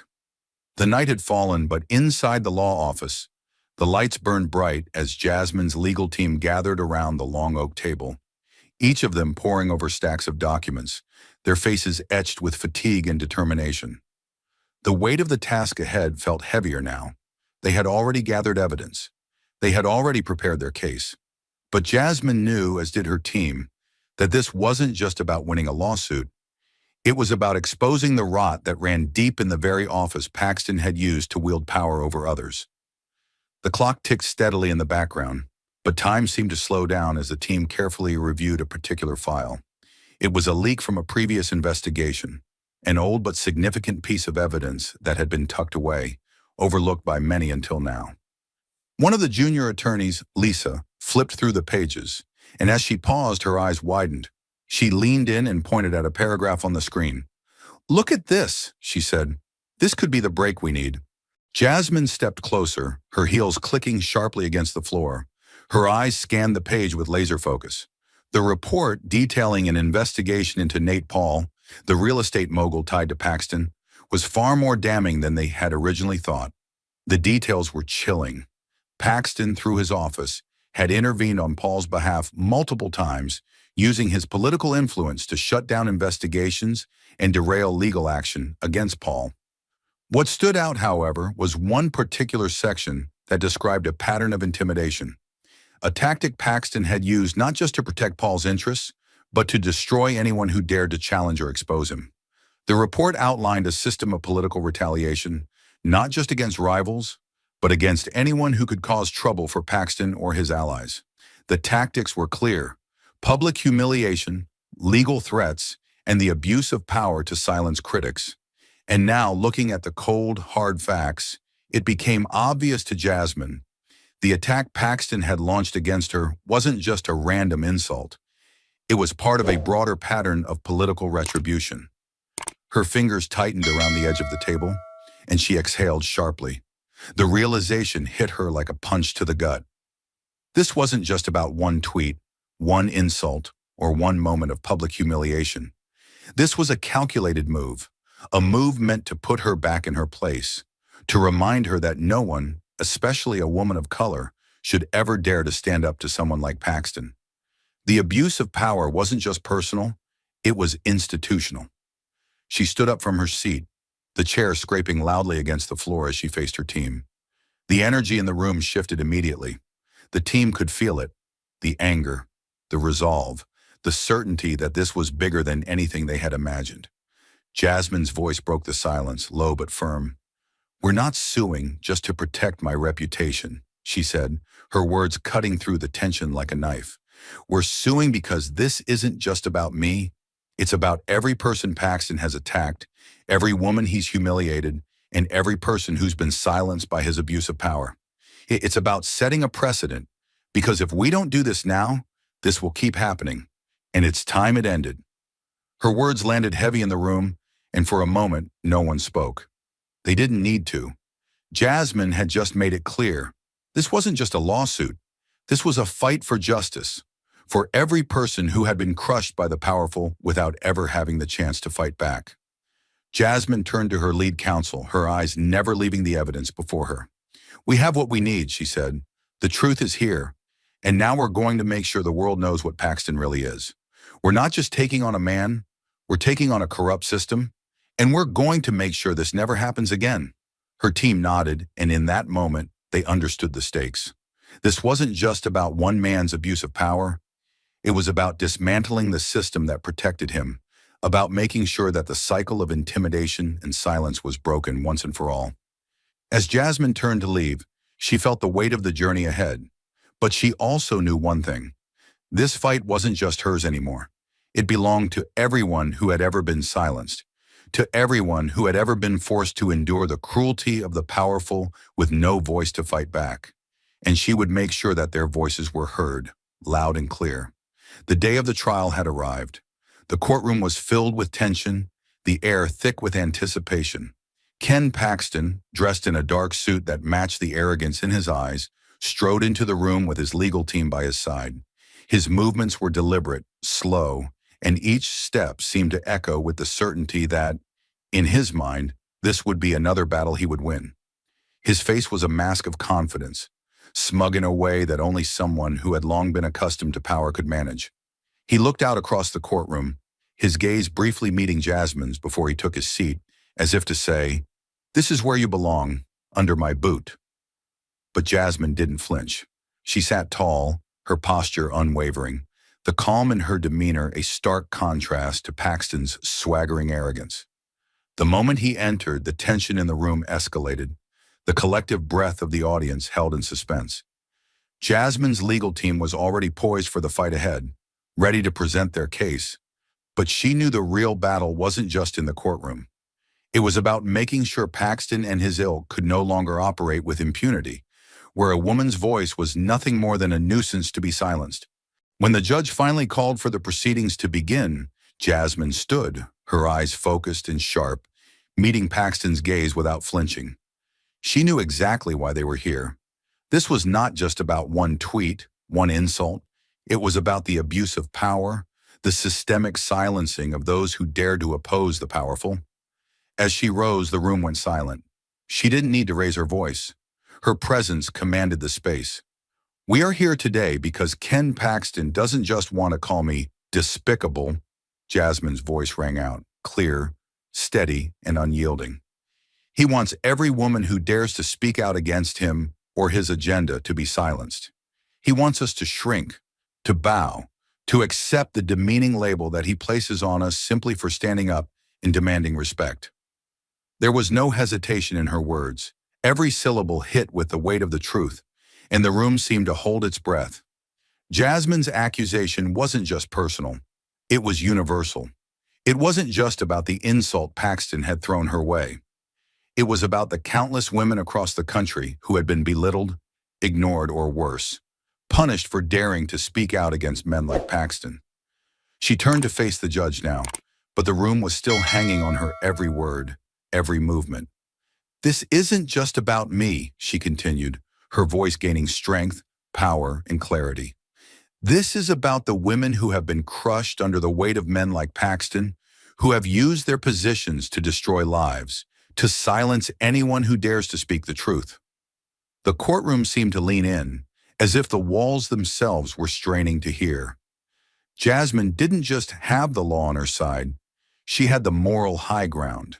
And in this battle, it was the truth that was her fiercest weapon. Paxton's expression shifted slightly, the arrogance still evident. But now there was a flicker of something else. Uncertainty? Perhaps.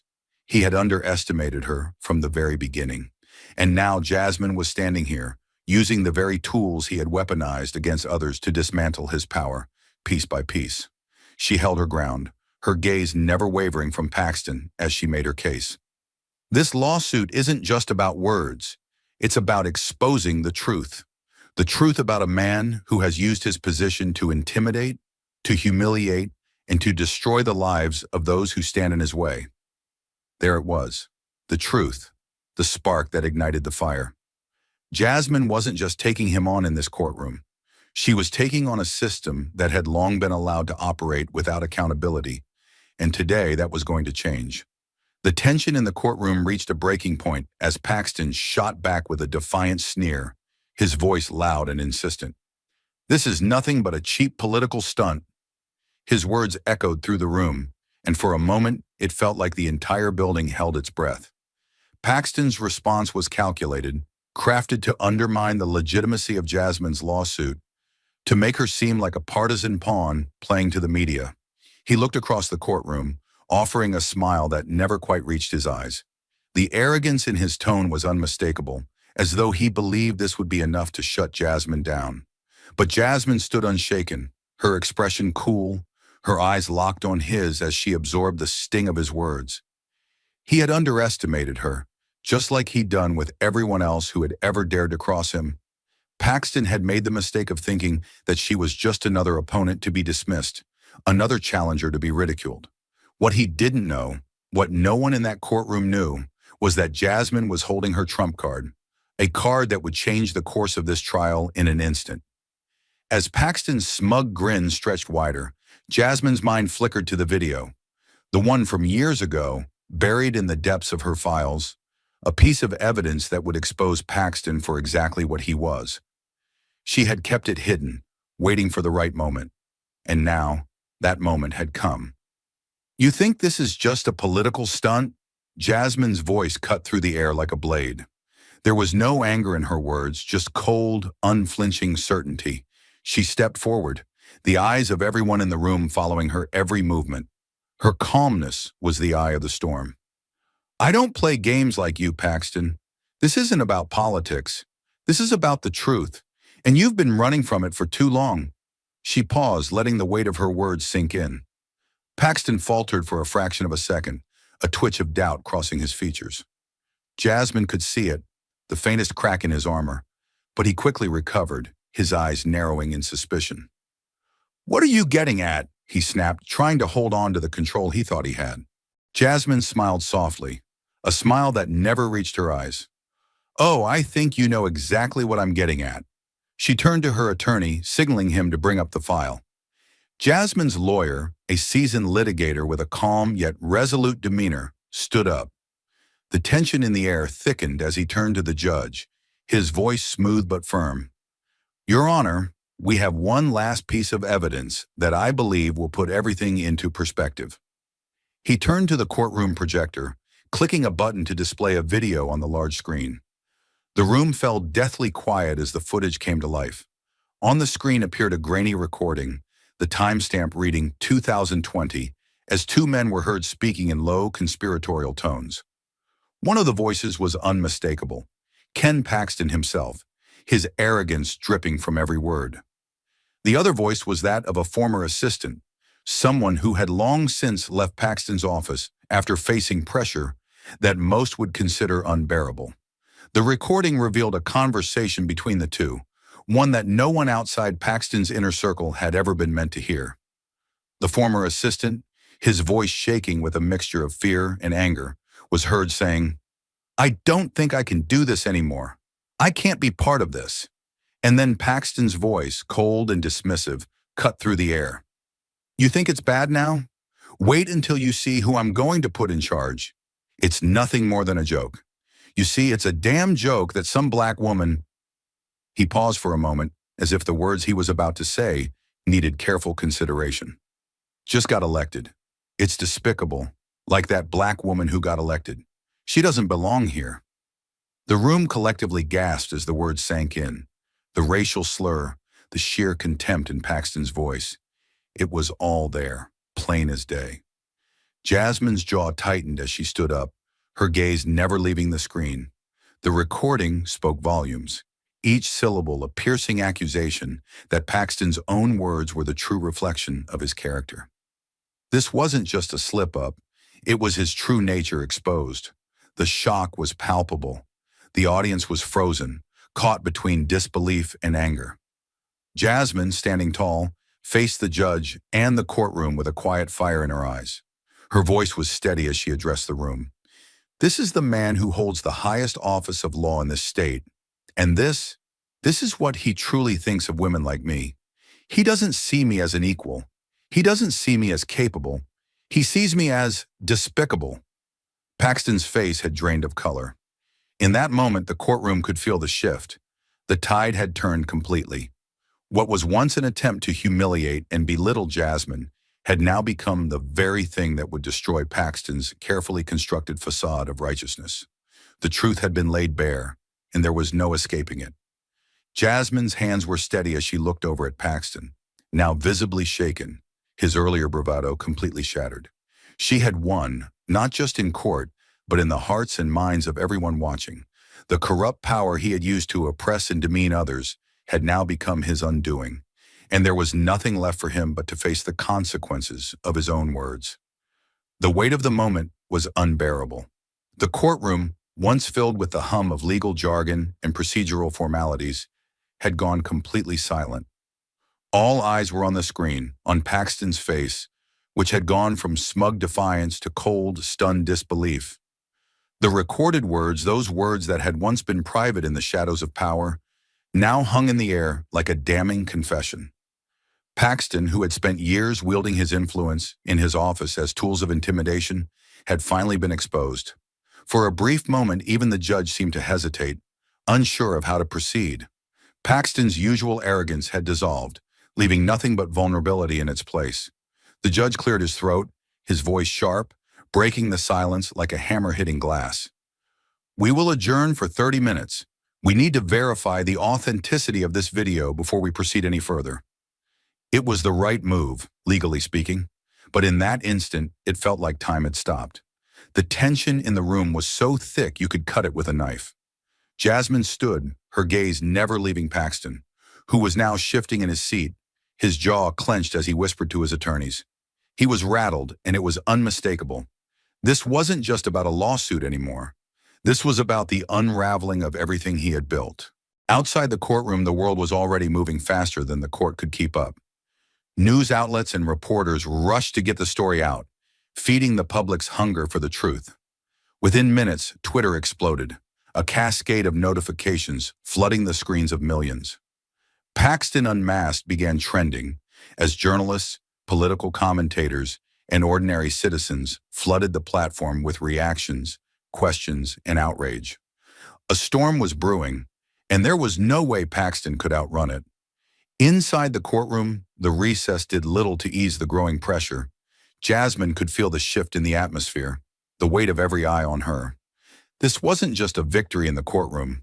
It was a victory for everyone who had ever been silenced by Paxton's brand of intimidation. She stood firm, knowing that the real battle was now being fought outside these walls. As she stepped out of the courtroom briefly, her phone buzzed with messages from supporters, civil rights groups, and legal analysts. Everyone was watching. The world had just seen the man who had held Texas's legal power in his hands for so long, the man who had tried to crush her with a single insult, exposed for the world to see. And outside, in the echo of that 30-minute break, Jasmine knew something had changed irrevocably. This fight, which had once seemed like an uphill battle, now felt like a landslide turning in her favor. Paxton's shield of power, built on manipulation and fear, had been shattered, and there was no putting it back together again. The truth was out, and it was now the world's truth, not just hers. The courtroom fell into a profound silence as the four whistleblowers, figures who had once been silenced, discarded, and left to carry the weight of their truth alone, stepped forward. Jasmine's heart pounded, not from fear, but from the realization that this was the moment everything would change. These were the voices Paxton had tried to erase, the people who knew the inner workings of his office, the ones who had witnessed firsthand the corruption that had been hidden for so long. Their presence in the courtroom was not just a legal maneuver, it was the final act of defiance against a man who had built his career on lies and intimidation. And now they were here to expose the truth. As the first whistleblower took the stand, the room held its breath. The woman, once a key member of Paxton's team, now stood as a witness to the man who had destroyed her career simply because she had refused to turn a blind eye to the corruption around her. Her voice was steady, but every word she spoke seemed to carry the weight of years of suppressed anger and injustice.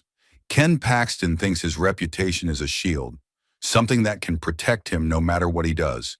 But the truth, the real truth, is a sword, and it doesn't matter how much power you have, it cuts through everything. There it was, the raw, unflinching truth. And for the first time, Paxton's mask of invincibility cracked. His earlier smugness faded, and for a brief moment, he looked almost vulnerable. The people who had been under his thumb, silenced by his power, were now speaking out, and there was nothing he could do to stop it. The room seemed to hold its collective breath, stunned by the sheer courage it took for these witnesses to stand up, to speak out after so many years of being crushed under Paxton's influence. The courtroom buzzed with a new energy. Jasmine stood, watching intently, knowing that this was her moment too. This was no longer just a defamation case. It was the chance to expose a system of power and corruption that had gone on unchecked for far too long. The floodgates had opened, and there was no turning back. The public's opinion was shifting, and they were beginning to see Paxton for who he truly was.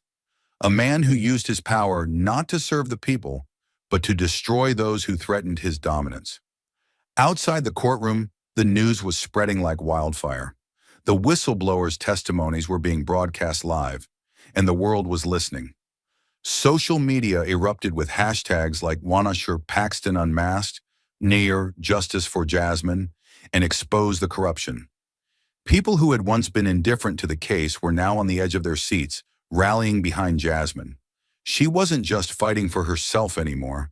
She was fighting for every person who had ever been wronged by Paxton's abuse of power. And it wasn't just the public who was paying attention. In the halls of power behind closed doors, lawmakers began to talk in hushed tones. Some had long been allies of Paxton, but the revelations in the courtroom were undeniable. Could Paxton survive this? What would happen if he lost the case? Rumors began to swirl about the possibility of him being forced to resign if he lost. Lawmakers who had once been loyal to him now began to question his future. His empire, built on lies and intimidation, was beginning to crumble before their eyes. Jasmine could feel the shift, the momentum swinging in her favor. The strength she had carried with her into this courtroom had now become the voice of countless others who had been silenced by Paxton's reign. She wasn't just standing in that room for her own justice. She was standing for every person, every woman, every activist who had ever been crushed by the weight of unchecked power. She was no longer just a congresswoman. She was the embodiment of hope for those who had none, the living proof that the truth could and would finally be heard. As the proceedings continued, Jasmine knew the fight wasn't over, but it was clear that the balance had shifted.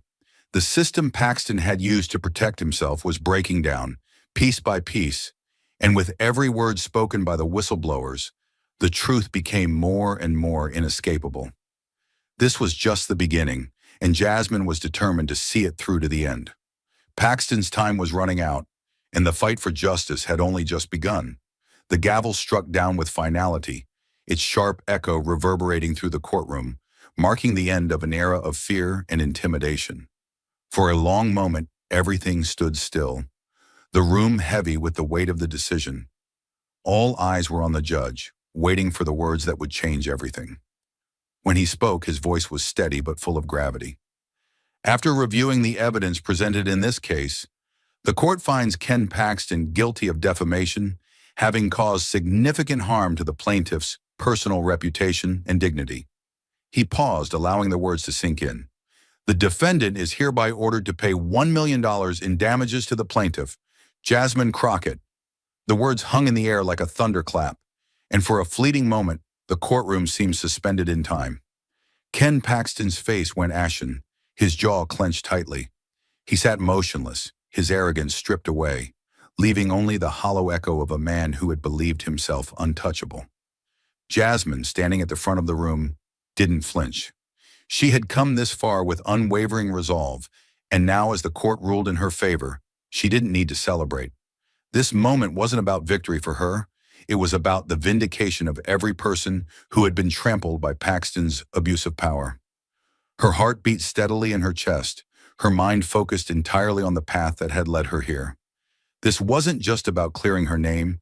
It was about setting a precedent that would send a message to those in power, that no one, no matter how high up they were, could trample on others without consequence.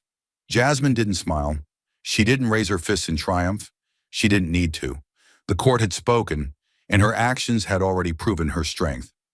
As her attorney turned to her with a small nod, Jasmine remained calm, composed, but there was something in her eyes, a quiet satisfaction, not from the monetary victory, but from the truth finally being recognized.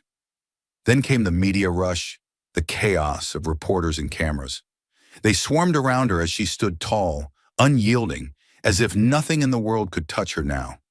She turned toward the microphones, the flash of cameras a blur around her. Her voice, when it came, was calm, measured, cutting through the frenzy like a sharp blade. "I'm not here for money." Her words were simple, yet profound. "I'm here for justice. This isn't about a settlement or a paycheck. This is about making sure no one, especially women of color, ever has to endure the kind of harassment and humiliation I've faced at the hands of someone like Ken Paxton. He tried to break me. He tried to silence me. But the truth won. Her words were powerful, but there was no anger in her tone. It was the kind of quiet strength that only comes from knowing you've done what's right. She wasn't looking for applause or approval. She had already won what mattered.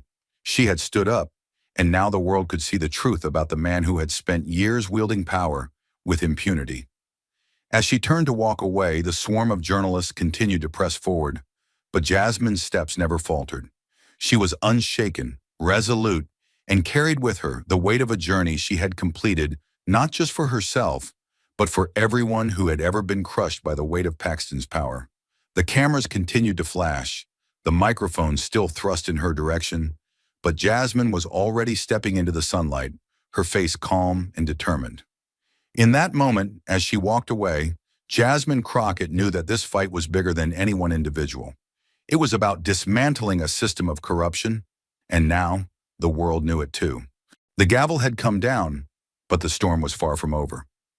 In the aftermath of the trial, as Paxton's guilty verdict and the $1 million fine settled in, the ripple effects were immediate and undeniable. The fallout was swift, and what had seemed like a powerful political dynasty began to crumble. Paxton's carefully constructed facade, built on years of political manipulation and calculated intimidation, was now exposed for all to see. The very man who had once stood as the unshakable symbol of Texas law had now been brought low, his reputation shattered. The public, the media, and the political landscape had turned against him, and there was no escaping the truth that now clung to him like a shadow. Whispers began in the halls of the Texas state capitol. It started with small murmurs from within his own party, from Republicans who had once been his staunchest allies. They were now questioning his ability to continue as the state's top law enforcement officer. The very officials who had for years allowed Paxton to wield unchecked power were now scrambling to protect their own political futures. Some of the more cautious members of the party were already calling for a meeting, a closed-door session where they could discuss the ramifications of the trial and the very real possibility that Paxton's time in office might be coming to an abrupt end. The tension within the Republican Party was palpable. These were the same people who had long turned a blind eye to Paxton's corruption, who had given him the benefit of the doubt for years, but now they could no longer ignore the truth. The weight of public opinion was undeniable, and the fallout from the trial was beginning to tarnish the entire party. If Paxton remained in office, it would only drag them down with him. Lawmakers who had once stood by him in the name of political loyalty now found themselves faced with an impossible choice: support the man who had led them for years, or sever ties and distance themselves from the scandal that had become his legacy. The stakes were higher than ever. Behind closed doors, Republican lawmakers convened a meeting that would ultimately decide Paxton's fate. The conversation was tense, with some calling for his immediate resignation, while others pushed for a thorough internal investigation. "We cannot afford to have this dragging on," one seasoned senator said, his voice grave. "The longer we keep him, the more it tarnishes all of us. It's time to make a decision, and it's time to make it fast." The pressure was mounting. Paxton had become a liability, and in politics, liabilities were often discarded. But the most powerful statement came from a small group of Paxton's former allies, who, once loyal to him through thick and thin, now spoke out openly. "The man we thought was invincible is no longer our leader," one of them declared. "We need to do what's right for the people of Texas, and that means facing the facts." The words struck like a hammer. Paxton, who had once been the king of Texas politics, now found himself on the verge of losing everything. Meanwhile, across the state, Jasmine Crockett's victory was being hailed as a moment of historic importance. Her victory, so much more than just a courtroom win, had reverberated throughout Texas, igniting discussions of justice, corruption, and accountability. She had stood against the tide of powerful men who had tried to destroy her, and now she had proven that the truth could never be silenced. The question on everyone's mind was no longer whether Paxton would survive this scandal, but how long could he continue to hold on to his position as Attorney General in the face of mounting pressure from every side? Paxton's political career, once thought unbreakable, was now hanging by a thread. The clock was ticking, and Paxton's fate was no longer in his hands. The pressure on Ken Paxton was mounting, suffocating in its intensity. His political allies, once loyal and unyielding, now began to distance themselves one by one. Behind the closed doors of the Texas Capitol, the whispers of his downfall grew louder. The tide had turned, and the question that had once seemed unthinkable was now unavoidable. Would Paxton's political career survive? It didn't take long for the answer to come. In a carefully orchestrated statement, Paxton announced he would not seek re-election next year. His voice, though steady, carried the unmistakable weight of defeat. "I have decided to step down from the race for Attorney General," Paxton declared, his words echoing across the airwaves. The statement was brief, calculated, but beneath the surface the message was clear. The man who had once seemed invincible was now abandoning the fight. The impact was immediate. News outlets exploded with breaking headlines. "Paxton announces he won't seek re-election after controversial lawsuit loss." The reaction from both sides of the aisle was swift and overwhelming. For Paxton, the walls had finally closed in. But the fallout wasn't just political, it was personal. The weight of the public humiliation was enough to drive him to retreat. But it wasn't just the court case that had crushed him. It was the realization that his empire was collapsing from within. Behind the scenes, Paxton's financial backers were also abandoning ship. The large donors who had once filled his campaign coffers were now pulling their support, the funds that had powered his rise to power suddenly disappearing. One by one, major Republican donors who had long been his financial lifeline began to issue statements about ceasing their contributions. Some cited the ongoing legal battles, while others were more direct, stating that Paxton's ability to lead had been compromised beyond repair. The money, the lifeblood of any political campaign, was drying up, and with it, his chances of any future in public office. As the media reported the withdrawal of several key financial backers, the truth hit hard. Paxton was no longer seen as a viable leader. The checks had stopped coming, and the door to the next election had slammed shut. What had once been a sea of loyal supporters now looked like an empty field, with only the remnants of a political career scattered on the ground. For Jasmine, this was more than just the fall of a man. It was the triumph of truth over power. The very forces that had tried to crush her were now being crushed by their own corruption. The donors who had funded Paxton's relentless pursuit of power, who had enabled his abuses, were now turning their backs on him, leaving him exposed and vulnerable. Jasmine stood at the edge of this moment, watching it unfold with a quiet, unwavering resolve. This was justice, not just in the courtroom, but in the court of public opinion. Paxton had tried to break her. He had tried to humiliate her. But now he was being left in the ruins of his own making. The very people who had stood by him through thick and thin were now walking away, and all Jasmine had to do was stand tall, because she knew the truth had already won. The world had watched as Jasmine Crockett stood unwavering in the face of adversity, her courage pushing her through the storm of public attacks, legal battles, and the weight of a political system designed to crush her. But when the final gavel fell, and the courtroom erupted in a wave of disbelief and triumph, Jasmine knew this was more than just a personal victory. It was a victory for every person who had ever been silenced by the powerful. And soon the world would recognize just how far-reaching her impact had been. Within hours, the Texas Tribune dropped an exclusive headline that sent shockwaves through the state and beyond. Jasmine didn't just win, she changed the rules. The article, penned by one of the most respected political reporters in the region, dissected every twist and turn of the case that had now become a national symbol of justice. But it wasn't just the details of the lawsuit that caught the public's attention. It was the broader implications of Jasmine's victory. The article was a deep dive into how Jasmine Crockett had not only taken down one of Texas's most powerful figures, but had forced the establishment to acknowledge something they had long tried to ignore. That the rules of the game, rules that had been built to protect the corrupt and silence the truth, were no longer valid. Jasmine's victory, the piece argued, wasn't just about winning a lawsuit or humiliating a political foe. It was about shifting the very foundation of power in Texas. The writer detailed how Paxton, once a figurehead of Texas politics, had been dismantled piece by piece, not just by the legal process, but by the truth that Jasmine had dared to expose. Every piece of evidence, every whistleblower, every fact that had been buried under years of political manipulation, Jasmine had unearthed it, and in doing so, she had forced the public to see the rot beneath the surface. And now Paxton's political career lay in ruins, unable to recover from the avalanche of truth that had swept over him. But what truly set the article apart, what captured the essence of Jasmine's impact, were the reflections on what had changed in the broader scope of politics. The rules that had allowed corruption to thrive were now being questioned.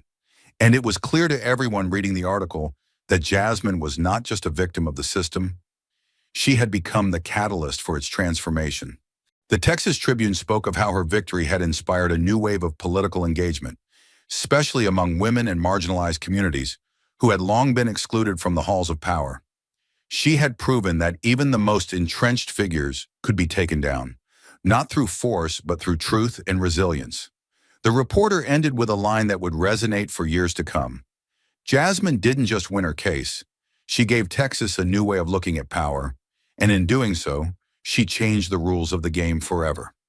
The impact of those words lingered, hanging heavy in the air as the state of Texas came to grips with the fact that the status quo had been shattered. For Jasmine, it was a bittersweet moment. As she sat in her office reading the article, she knew this wasn't just about her. It was about everyone who had been beaten down by a system rigged against them. It was about the women, the minorities, the activists, the whistleblowers who had been crushed under the weight of corruption for years. Her victory had shown them that change was possible, that one person could fight back and win. But even as she allowed herself a moment to breathe, the reality of the future sank in. Jasmine had shifted the balance of power, but the fight was far from over. The rules had changed, but now it was up to everyone else to step forward, to keep pushing for justice, to hold the powerful accountable. Her victory had opened the door, and now it was up to the rest of us to walk through it. As Jasmine stood before the national conference, the weight of everything she had endured seemed to fall away. This moment was bigger than just a victory in the courtroom. It was a declaration that the fight for justice, for truth, would continue long after the gavel had fallen. She had faced down one of the most powerful men in Texas, endured every form of personal attack, and emerged not just unbroken, but stronger. Now she stood on the stage, not as the woman who had been defamed, but as the force that had shattered the system built to silence her. The applause that greeted her as she walked to the podium was deafening, but she stood still, her eyes scanning the crowd, her mind focused. The room fell silent as Jasmine took the microphone in her hand. Her voice, calm yet resolute, echoed through the vast hall. When someone calls you despicable, ask yourself, what do they fear most about you? Her words hung in the air, heavy with truth and defiance. The crowd shifted, some nodding in agreement, others leaning forward, waiting for the next word. Jasmine's gaze sharpened, her body radiating strength as she continued, her voice growing louder with every syllable. The truth, my friends, is what they fear. The truth has the power to tear down the walls they built to keep us silent. She paused for a moment, letting the weight of her words sink in. Jasmine wasn't just speaking to the people in the room. She was speaking to everyone who had ever been silenced, who had ever been told they were too much or too loud to be listened to. This was for every woman who had been told to stay quiet, to not rock the boat, to let the powerful hold the reins. Jasmine had lived that reality. She had been told she didn't belong, that her voice didn't matter. But here she was, standing on the largest stage in the country, a living testament to the fact that power could be broken by one person, one truth, and one act of defiance. Her speech turned towards the foundation of her mission, the fight for women's rights, women's dignity, and women's voices in a system that has long sought to silence them. Jasmine announced the creation of the Despicable Foundation, a legal fund to protect women who face political retaliation, harassment, and defamation. This foundation, Jasmine said, her voice growing steady and confident, will provide legal support for women who are targeted for standing up. We will make sure they don't have to face the same hurdles I did.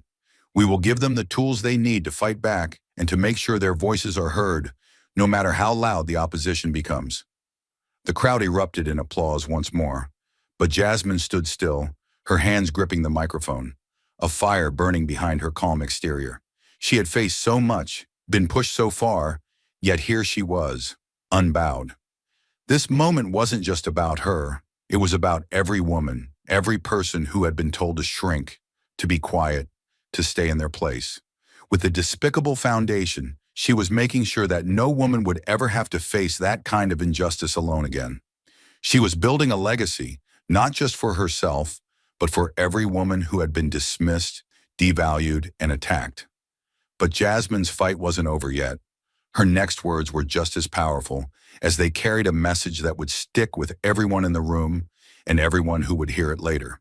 She raised her hand, steady and unwavering, and spoke directly to her audience.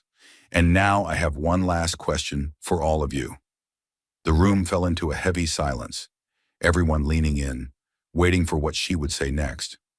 Would you stand up? Would you fight, not just for your own safety or comfort, but for the truth? For the people who have been silenced?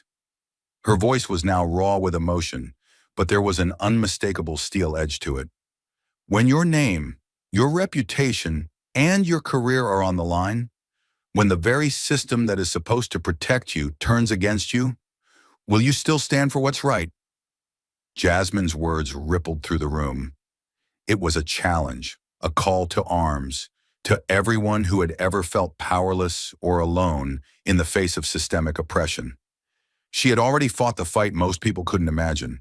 She had taken on the political elite, the establishment, and come out victorious. And now she was asking the crowd, asking the world, whether they were ready to take on the fight alongside her.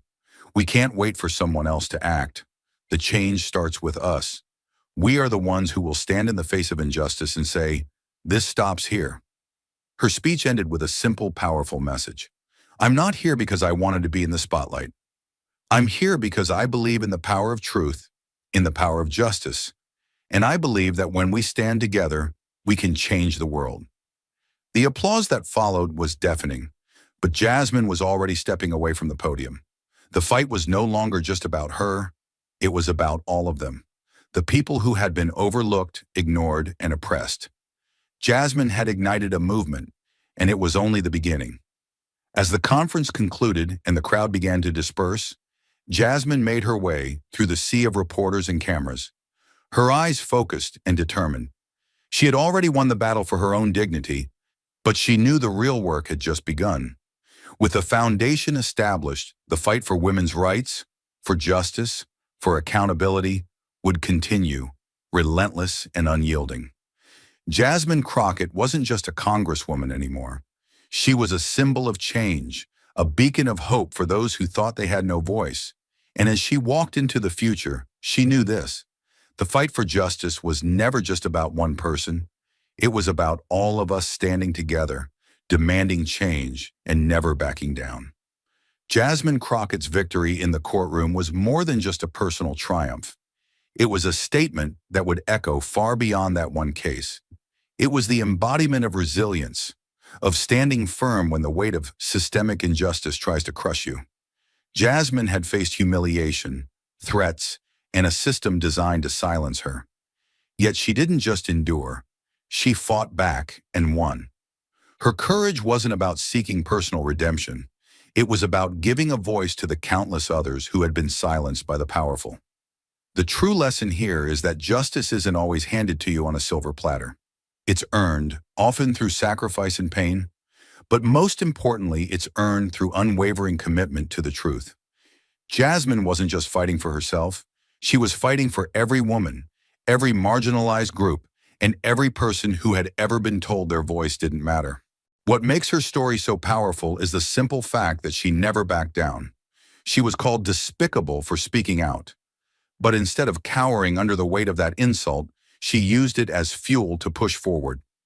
Jasmine showed that no matter how much power someone holds, no matter how many people try to tear you down, the truth will always prevail if you have the courage to stand for it. Jasmine Crockett's fight was never just about winning a lawsuit. It was about changing the rules. proving that standing up for justice is worth the battle, no matter the cost. Thank you for watching until this moment and for standing with us on this journey for justice. Your support means everything. Like, subscribe, and turn on notifications so you never miss what's next. And we'd love to hear your thoughts. Leave a comment below and let us know what moved you most in this story. Together, our voices make a difference.